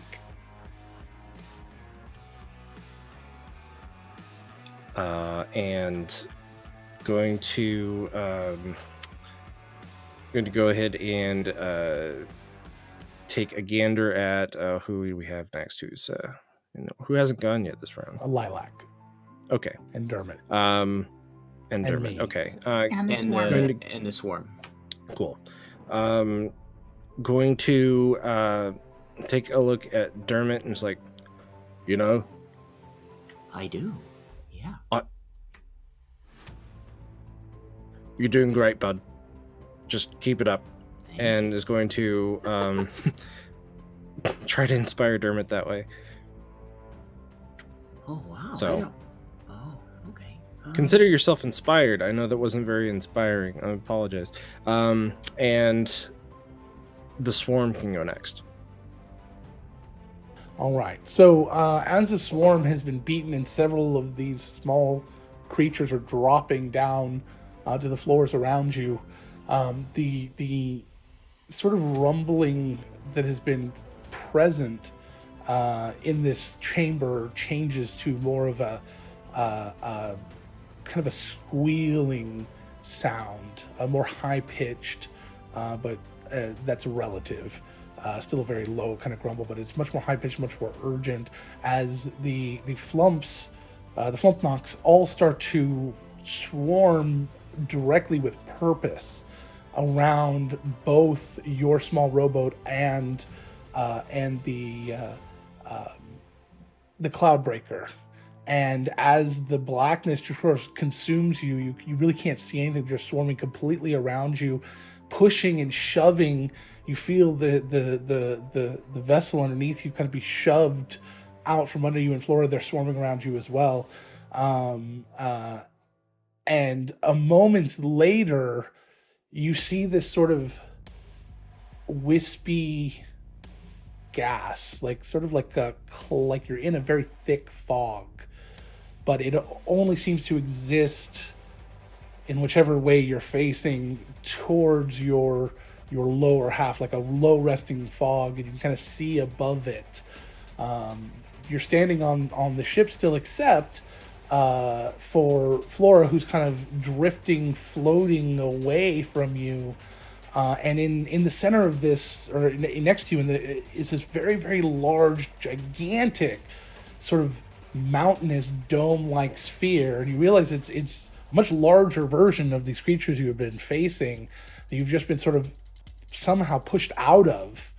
You don't see the Cloudbreaker anywhere, and Flora is drifting rapidly away from you, almost like caught in a current of some sort, in this sort of gaseous energy. The flumps start to move away from you and return back to their mother ship, and it starts to descend into this cloud.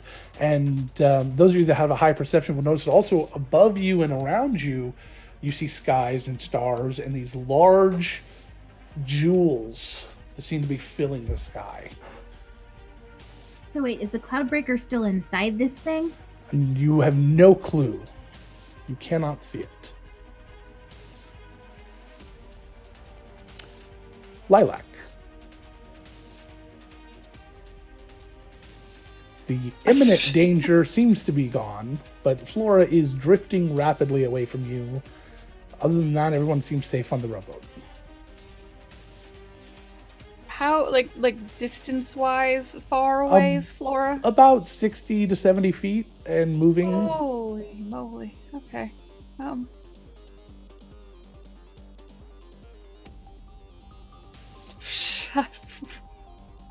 Got nothing that can help with that sort of situation. So what would you like to do instead? Oh gosh. It doesn't. So, does it look like Flora is floating?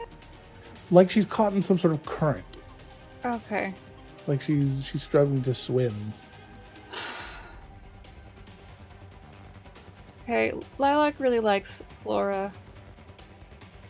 I'll save that one Lilac- at least. Lilac thinks that they are stronger than Flora. So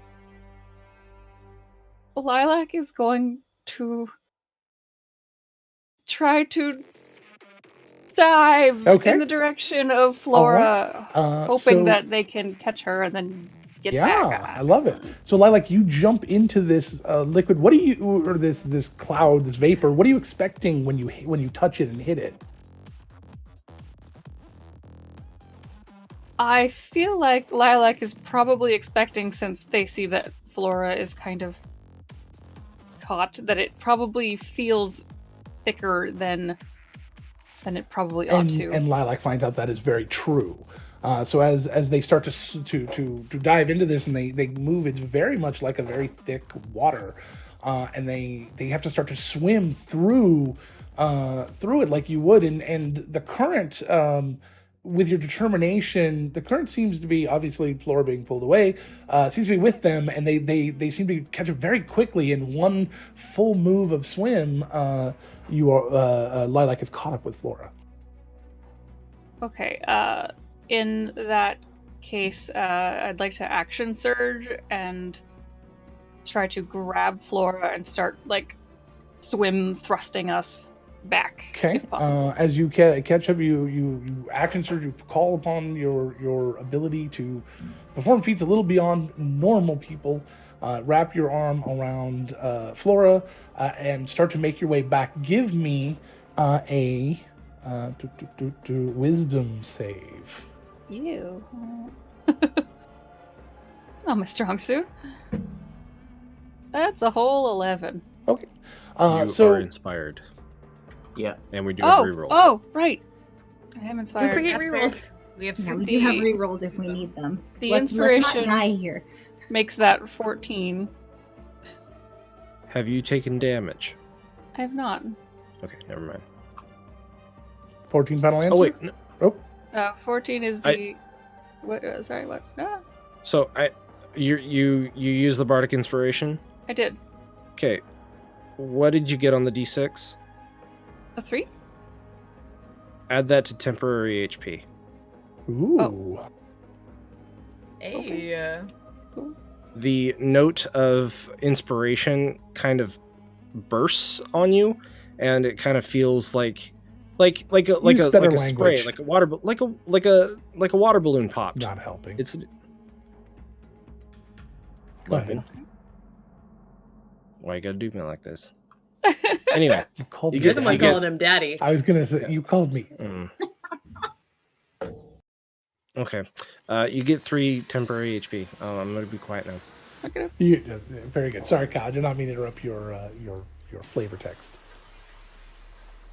Yeah, but you didn't care for the flavor, so that's Not into it coconut. was butterscotch ripple.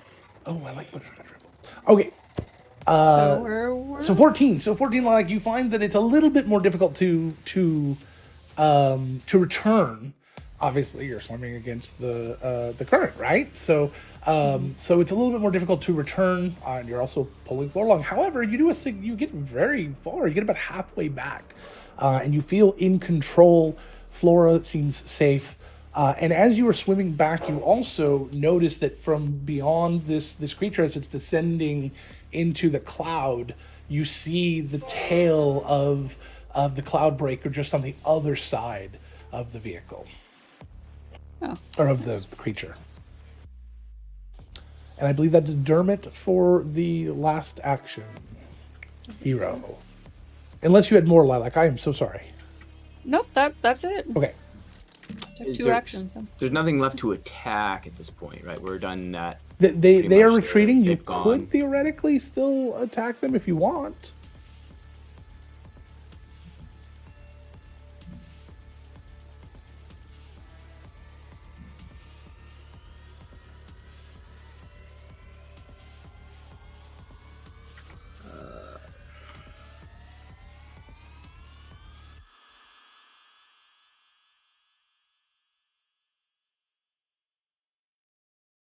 Can't hear you. That's because I hit the wrong button. Now I'm the last one to go, huh? Yep. How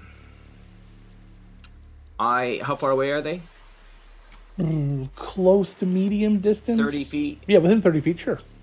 They're Okay, just so- descending and kind of leaving. I'm going to. I know it's not going to do much, but I'm going to have my mage hand come out and support them in their efforts to come closer to the boat. Okay, so you're going to use your mage hand to help pull Lilac and Flora towards you. Mm-hmm. Okay, all right. Some of my favorite people. Awesome.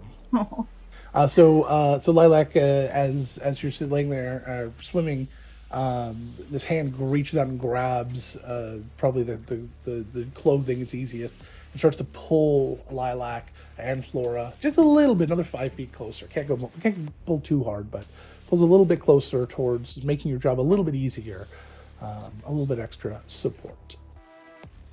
Lilac will slightly flinch at something touching them, but that's okay. Does anybody look?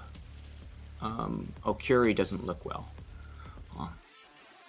Curie, I would like to give you a hug. Is that okay? I'll make you feel better. Gently, please.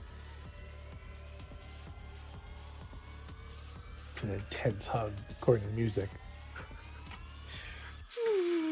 All right. So at second level, I heal you for 8 points.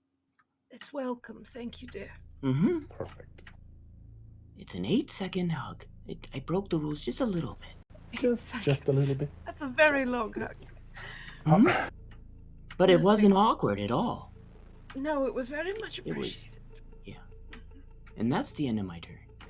Excellent. Is that because Dermot always waits for the other person to break contact?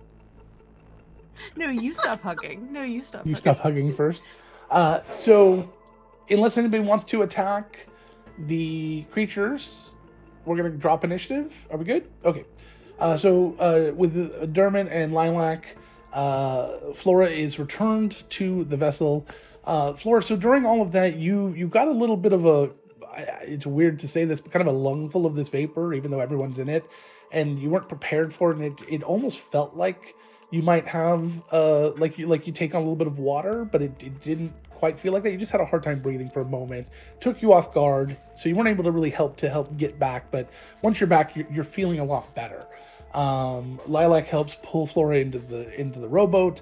The creature is finishing its descent, and almost like a setting sun or moon into this kind of vapor. You see the Cloudbreaker beyond, and you see the captain and the other non-notable crew members out there waving and and trying to wave you over, and one of these little Flumpnox is coming back towards you.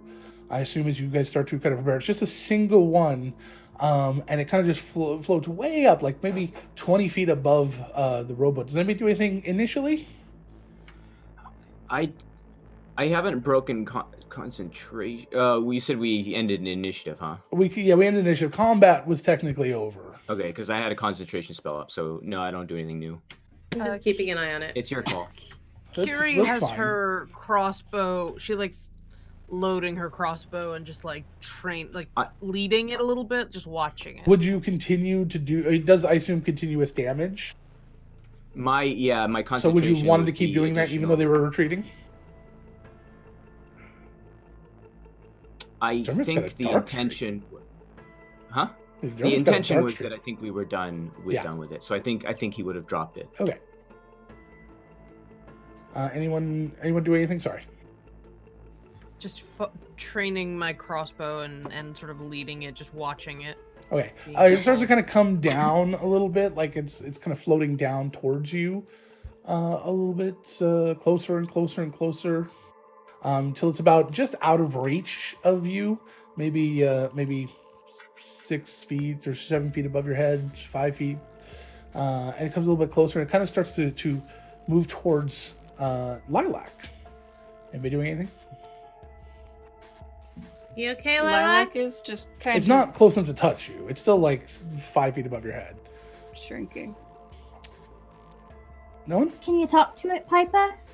What are you doing, little guy? As you ask that, and no one else seems to be doing anything, it unfurls its tentacles, drops Lilac's hammer on her head, and runs away. Take 2 points of bashing damage, Lilac, and you have your hammer back. Well, that's Dietrich's temporary hit points There you there. go. Wow. Lilac, dear, would you like me to return the favor? Return what favor? I just got my hammer returned. Ow. Based on that, it seems like they were just being self-defensive. I think they were just being friendly. Just one of them. Goonie guy has the Except best for the name. part where they swallowed us in the first place. Well, maybe they didn't know what we were. Goody Guy does have the best name and the best taste in emoji things. Streams? That reminds me, It's how a many corgi. bits do we have to get to not have damage done to the ship? I don't know, you're 5.25% out of the whole amount. Oh god. Thank you, Goonie Guy. So, at this point, you are no longer in wild space. As you look around, you realize wild space is what we would consider space. It is just tiny stars out in the distance around your solar system, and you don't remember the transition into the Nexus. But once you return to the ship, once you've talked to the captain and a few other crew members, you realize that this is where you are. You are in the Nexus. You are in the next part of space, where there is actually a sea to sail. There is a place that you can sail on, this sort of vapor, but you can sail in any direction. It's not just one particular place. There's no limits to the breathable air here. And what they point out above you, there's all of these beautiful stars, and you actually see full like systems, like you see galaxies, and you see these gems. And these are multifaceted gems that seem to just hang in the sky above you. And when asked, they tell you that those are other places. Those are the other systems. Those are the other worlds. Your own world has this crystal, this faceted jewel around it, created by who knows. And you had to pass through it to get into the Nexus, although I don't seem to remember doing that part. But here you are. You're in the Nexus, and this is what exists. This is how you explore other places. Now, the goal was to come here and then turn around and go right back. However, you and the captain and everyone, after discussing it, you are nowhere near anything that the first journey here saw. You don't see the gem that is the color of your sphere, the color of your world. There are just hundreds of others. And nothing is familiar, and nothing is the way that anybody had hoped that it would be. You've been taken somewhere off course by that creature, maybe by the crash, by something. How long do you think we were inside that thing? How long were the stars missing? When did we crash? It's probably been a full day. At least. And who knows how fast it can travel. I mean, it skedaddled pretty quick. And you also have to think that getting to the edge of your solar system basically was only a day's travel. So, you think a day's travel with the creature that lives out here could be much faster. Well, guess we have things to explore now. Question is, can that little guy get us anywhere yet? Excellent question. That wheel's rather large, isn't it? Yeah. Maybe we make a smaller wheel. Start about on a training wheel. Uh-huh. Put some little ones beside it. Well, at least we found the stars. Very true. We're not trapped inside a giant space thing anymore, so that's a plus. Well, we're just lost in a giant space thing now. But don't we have a map? I was told that it was no use Well, earlier. Maybe now later. we can see stars with which to navigate using a star map, so I believe that is now very useful to triangulate our location. I did So a something. win. Yay. A win for us. I think we should make the best of it. We have each other. And no resources. Well, we'll fix that soon.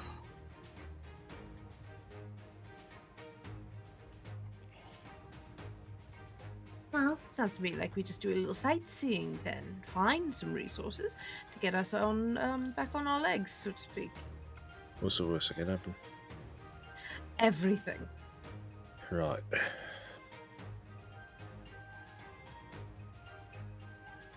Well, I don't know. You know what the most terrible thing is. Fire, right? Paper. Paper? Why paper? 'Cause it's terrible. Oh, God. Oh, You're welcome. That one's slow. It creeps up on you. Dermot, Yeah. why don't you just take the health back that you gave to me? I'm sorry. It was. Would anybody like Peanut? I can take Peanut back again. All right, here. He's kind of squirming around.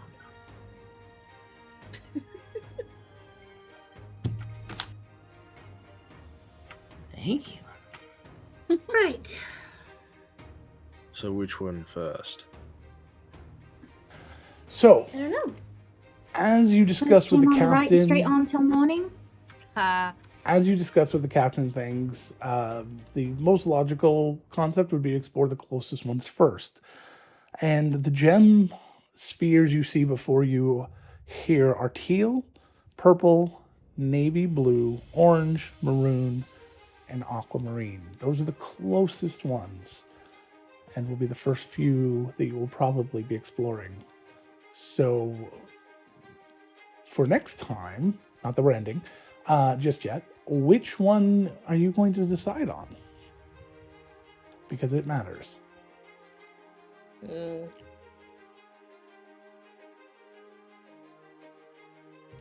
Personally, I always say purple because it's my I favorite was color, going to say but purple. I was gonna go for purple as well, actually. Okay. It's Yeah. the color of royalty. I've never really been all that fond of purple. I think Well, luckily, you'd only have to look at it for a moment until we're through it. I don't think the whole place is purple. That you know. I If it's all I- purple, that's so strange. I was Well, Please, chill. Lilac, I'm so sorry, dear. I was trying to make a joke. oh, cause your name. Mm-hmm. Oh, Oh, I've tread all over your attempt. My deepest apologies, dear. That, yeah. It wasn't a very good joke. It was an excellent start. I'm gonna laugh about that later.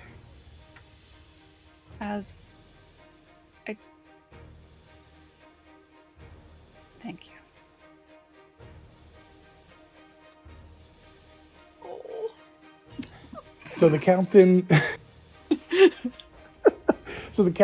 has the crew set sail, and you have some time to relax, chat, talk with crew members, and whatever, as you start your journey to the first new world you're going to explore. Piper's gonna pull off her right glove and lay on hands to heal herself back up to full. You also take a short rest and get healed up. Yes, thank you. While we're taking the short rest, Deidre will just be playing his bent up pipes, to get extra healing in case we need it.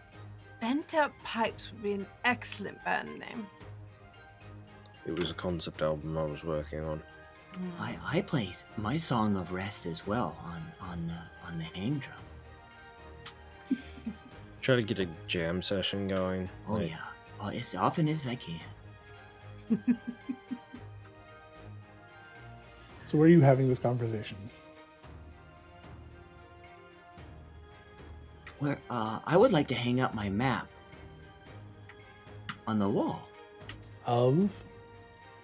wherever Of it the would be ship. useful, like for the pilot. So the bridge. Well, the bridge is Whatever off counts as limits, a bridge. and considering this is a map of the stars from the point of view of your world, not quite sure it's going to be very helpful here. Oh yeah, it's Right not, is it? now. We sit on it and we have our jam session on top of it. Mm-hmm. For a second, I thought that was a picnic joke. Jam. It is Where the now. teddy bears have their picnic. God damn it. Exactly. Yep. That's what I'm thinking. Oh god, Space it is Jam. Space Jam. That's Space Jam.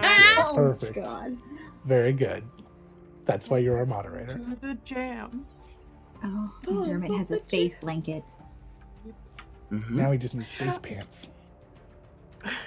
We could make him pants out of the blanket. Ooh. All right. So you're just having this on deck, a little picnic? Might as well. At least there's Sure. a pretty view. All right. Souffle, Chef Souffle will bring up some food for you, and lay it out as thanking you for helping rescue them from the creature that they were all stuck inside. Chef Flay, I had a query for you. Cannot remember for the life of me what their personality was like. I think it was I gruff don't and. remember either. All right. It was Yeah. I gotta go back and watch. I should have watched it this morning. I couldn't. I didn't have time. Uh-huh. Yeah. What do you want? Yeah, it was something like that. It was like Yes. gruff in French.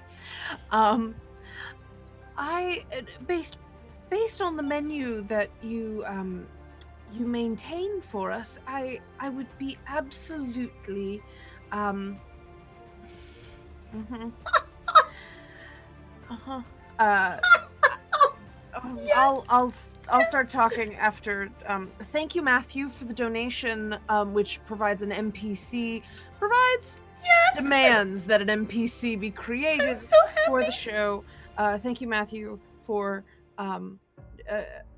Is it couth to read it out loud on stream? Yeah, might as well, because then maybe I can wrap my head around it. Thank you, Matthew, for Jeremy, an amiable astral narwhal who has become separated from his pod and is endlessly searching for them because you had to make this goddamn Finding Nemo, didn't you, Matthew? So thank you. I'm so happy. I'm so happy. So Curie, as you are speaking with Chef Souffle, behind Chef, kind of starting to come up through the mist and then fly through the air is this 4 foot long, not including the horn, sort of dolphin whale like creature that's kind of got these weird sparkles all down it, and this long sort of rainbowy spiral sparkly horn, kind of glittery, that every time it kind of like pushes through the mist, the glitter just kind of sprinkles off of the horn, and these very animated eyes, and it kind of it comes up out of the mist and is surprised to kind of see you and kind of looks over like, but realizes you're in a conversation and just waits. Oh, he's so polite.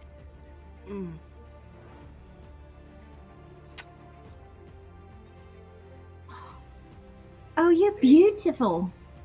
Curie cannot bring herself to finish the sentence she was working on. You know, I don't have all day. I really need to get going, and I must make food for everyone. You remember, Right. I must make food. So, Of what? course, sorry. That was the point I wanted to make. You know, well, yes. If you happen to come across any sort of meat or sort of protein that we could use to make these meals, I would really appreciate it. Of course. I was Those things that you saw would have been a perfect example of this sort of thing. I will keep that in mind for the future. My deepest apologies. I was curious if that. Peanut butter and jellyfish would have been great. I was wondering if there was any chance that I could potentially shadow you a bit, and I'd be very wondering if you your more exotic ingredients and such. I would be very wondering what your techniques are. Delighted to learn, perhaps, Gary? Thank you. You're welcome. It's been a long day. I'm usually much better about not using that word. Yeah, I've got a lot of people that wish to come and watch me work. Lilac is very often down there keeping me company, which I really appreciate.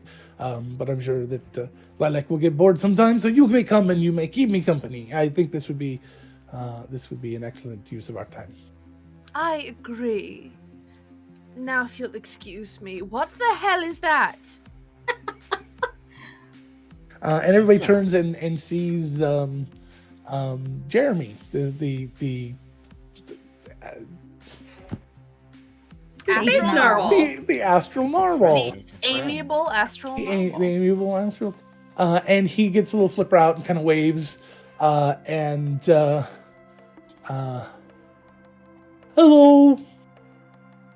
Oh, hi. How are you?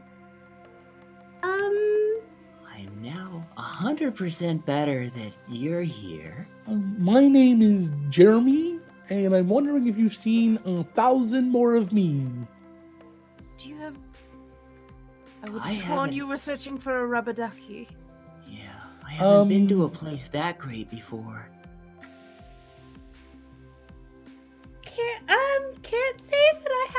Are you sure? We haven't seen anything I don't like mean you. to question you. Sorry. Oh, you're from It's all right. You wouldn't happen to be raised by very large electrical space squid No. and lots of little ones? All right. Well, Oh, it was the only thing we've seen thus far. do you know how to run in or swim in a hamster wheel? I don't even know what that is. But I could try. Oh, that's yeah. So, we're new to the area. Neighbors. Yeah. Welcome to the we've moved. neighborhood. Thank you so much. What can you tell us about that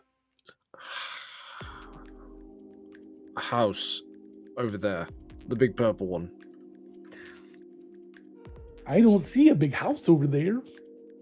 The giant crystal thing. I was trying to continue the analogy. I don't go into them. I live out here. Right. Has anyone ever come out of it? I don't pay attention to such things.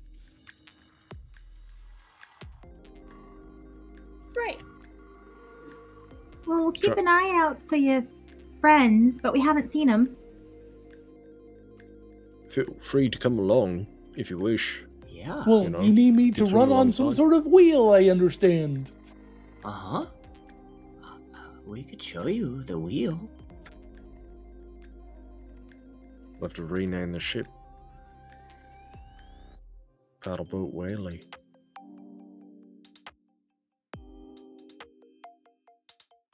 Hmm. I'm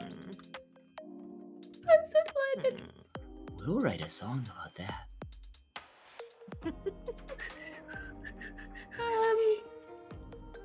Right. Okay. So you'll come with us and we'll look for your 1,000 of you. Yeah, it would They be shouldn't- very nice. Thank you.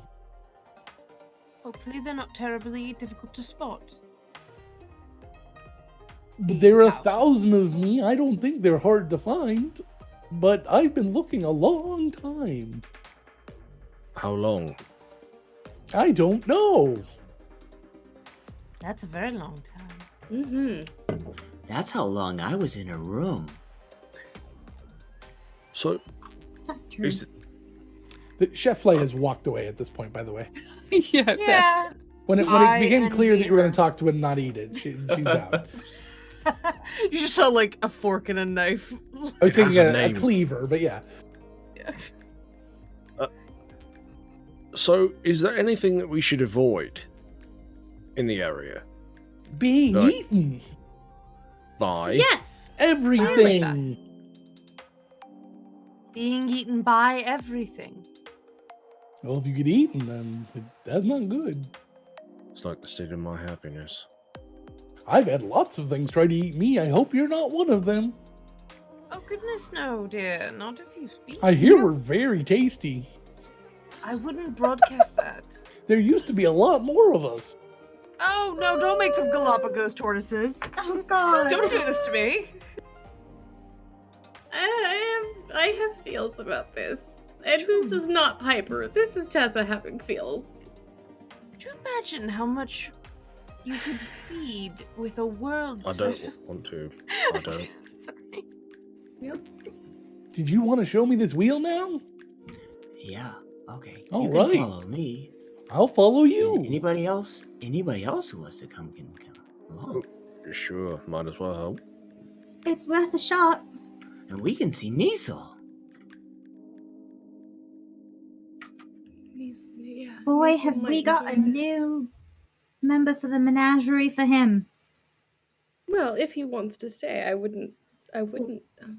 Yeah. Okay, that's the wrong character. Sorry. Well, maybe he handles narwhal relations as well. It's like a secret trade he doesn't know about. Anyway, walking.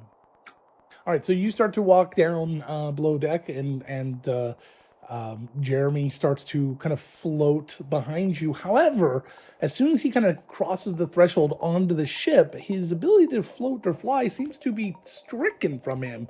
He slams down onto the stairs and slides right into Dermot, piercing Dermot through the torso with his horn. Which doesn't hurt Dermot in this case, because Dermot does not take much damage, if any, from piercing. I'm resistant. Okay, so you took 1 point of damage. I'm so sorry. Maybe this is a terrible idea. My God. You poor thing. You folk. Well, let's get you back out there. Right. Don't look I too don't much- want to be a bother. You can just leave me here. No. Oh no, Oh, no. I'll make it out. He starts to like flop, and Dermot's like flailing. I'm having fun. Lilac is gonna rush up and grab Dermot and de-impale All right.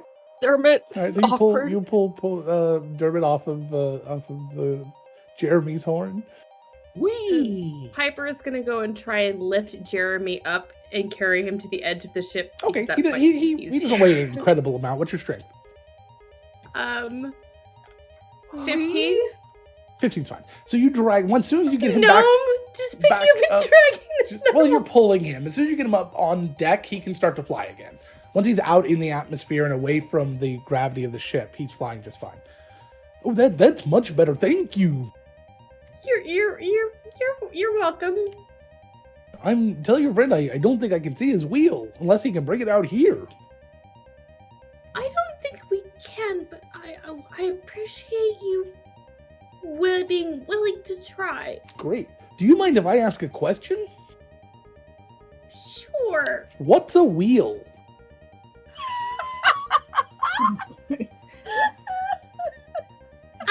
Probably something that's not super applicable to something that doesn't have legs. This is a normal day. Normal things are happening here. This is Right. Gravity is not a thing. Can I ask a different question? Of course. What's running? It's This. what you're doing, but with these. And Curie walks on So her it's her swimming legs. with legs? It is locum. That's right. Yes, swimming with legs. Okay. Against a fixed surface. Okay, this is why That sounds complicated. It This is why I should just never try to be helpful. It takes years to master. It's really just a rapid series of controlled falls. A co-op, if you will.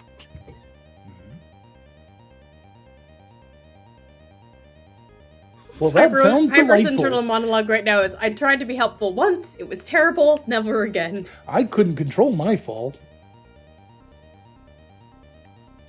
Piper just turns around and goes, "Fuck animals." I tried. Y'all are crazy.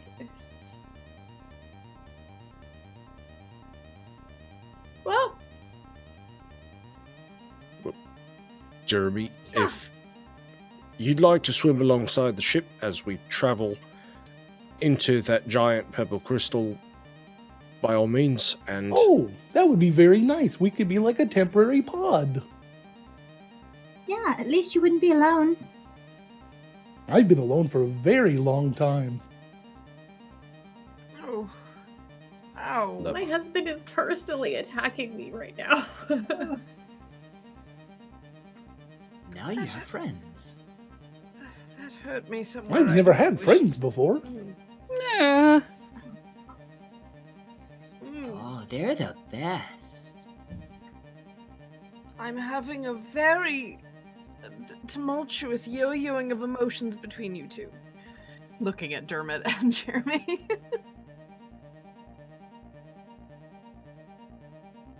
I'm gonna write a song for you, Jeremy.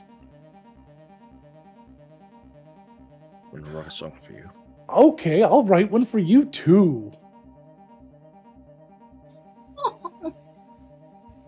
Do you know what a song is? Yes, I'm an astral whale. We sing all the time. You know, I wouldn't mind hearing that. As soon as I have one written, I will let you know. Perfect.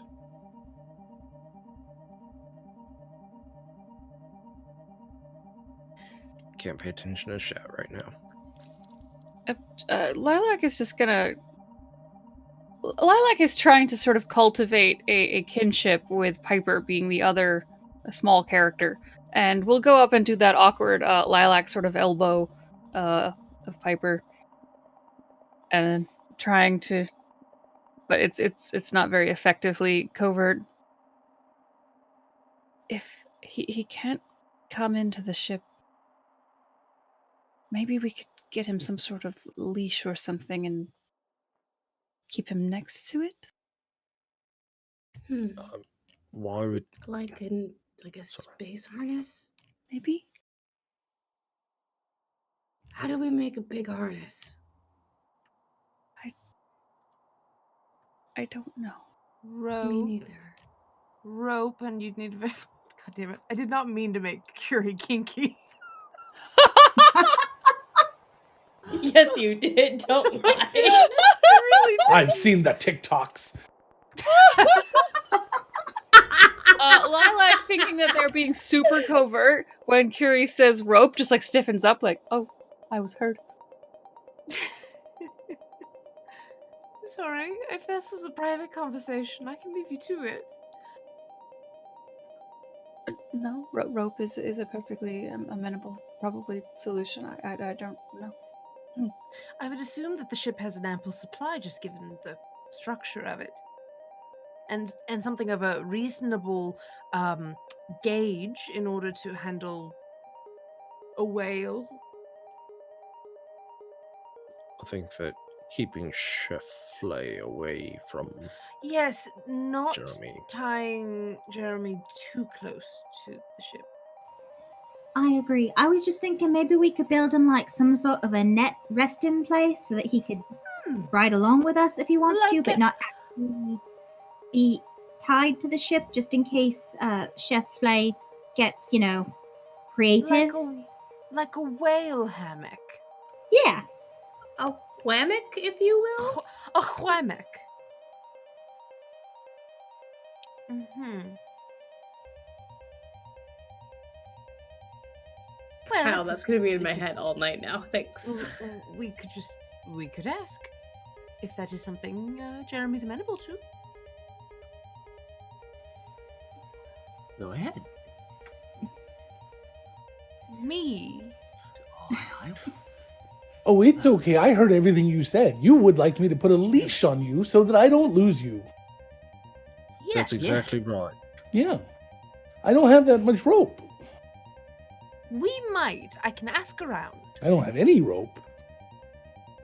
You also don't have any opposable thumbs, so we can also perhaps provide those as well. Yeah, and you also probably don't know what rope is. So Oh, I look at do know that what as rope well. is. The last people that I ran across, he tied me down with rope and tried to eat me. Oh. Well, Okay, gonna we're not use doing rope that. anymore. Okay, No that's one gone. tells Can you Flay. keep up with the ship? The boat? Yes. Like swimming? Alright. Then you just do that.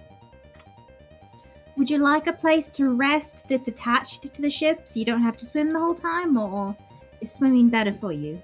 Could I just go in one of these? And he goes over one of the rowboats and just kind of plops down. Oh my god. Uh-huh. don't see why Yep, that not. works. Flips over, like starts sunbathing. This is very is a comfortable. normal- Oh, This is a I'm normal gonna day. have to rub your belly now. Okay, that sounds Alright. interesting. Curie Piper looks at Lilac like, am I crazy? Have I gone mad? Same look. Just, yep. Curie's not even looking at them. Same look. Flora is excited. She's having fun with this. Alright. Yeah. Still gonna write that song, Dietrich. I'm working on it. Mhm. it kind of writes itself. Jeremy swam through space today.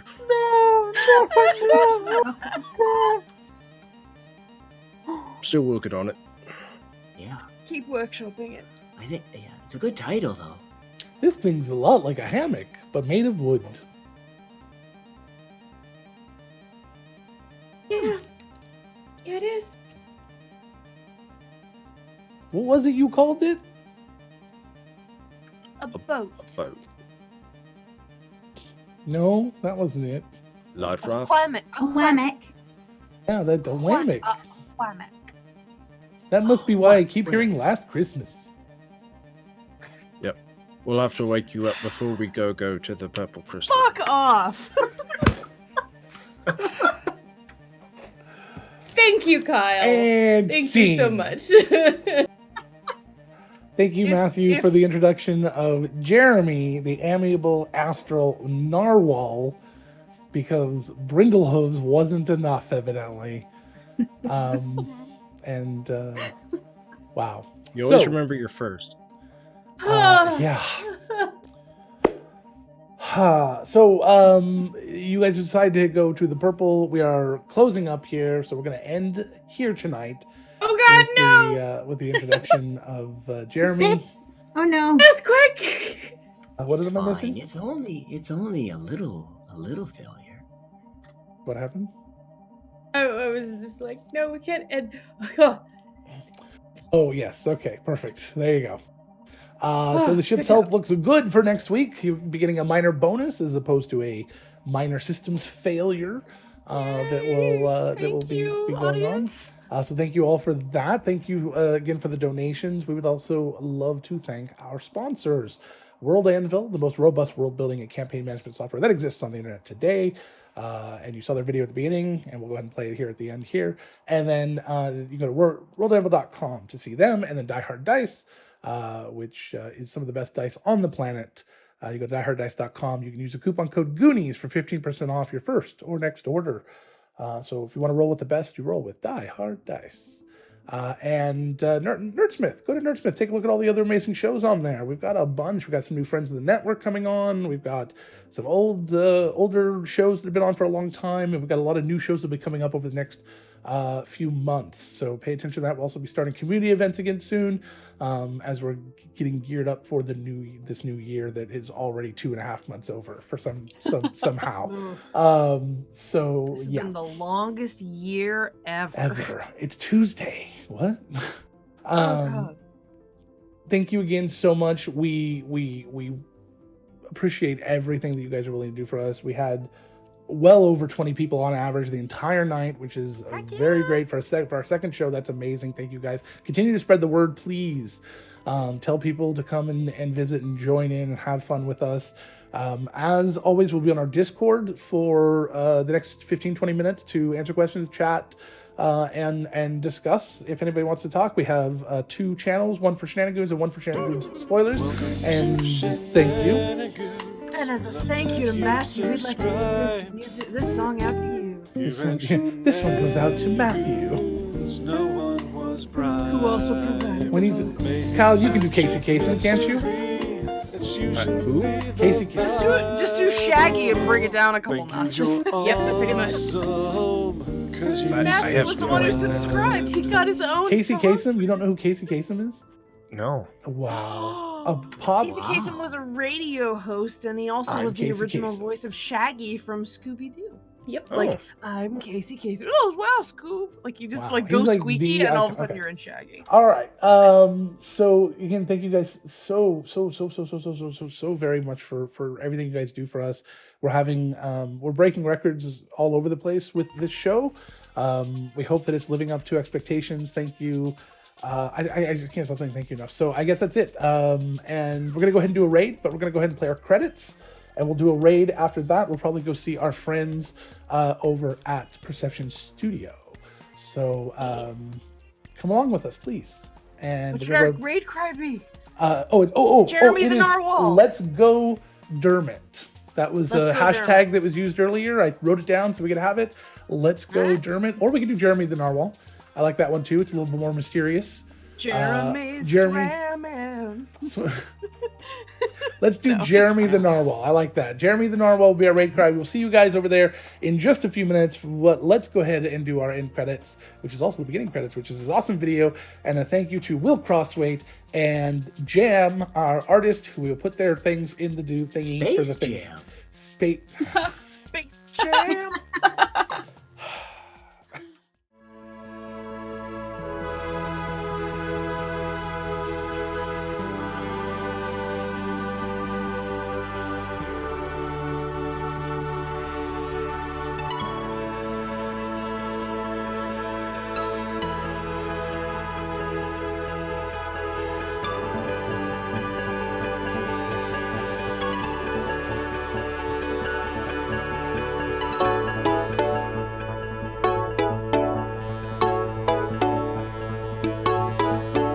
Sailing the stars in search of a harbor. Won't you join our crew? Fly like steady, even when it gets heavy. Amidst the chaos, they'll see you through. Dietrich's disdain hides a gentler refrain to keep our spirits up. And where there's a fight, there's probably Piper. She's tiny, but she's tough. Find what's hidden inside, discover secrets big and small. And there's Flora to smile through the horror and wonder of it all. Dermot the bear moves through his vacant stare, but they will fluff you up. So won't you come on?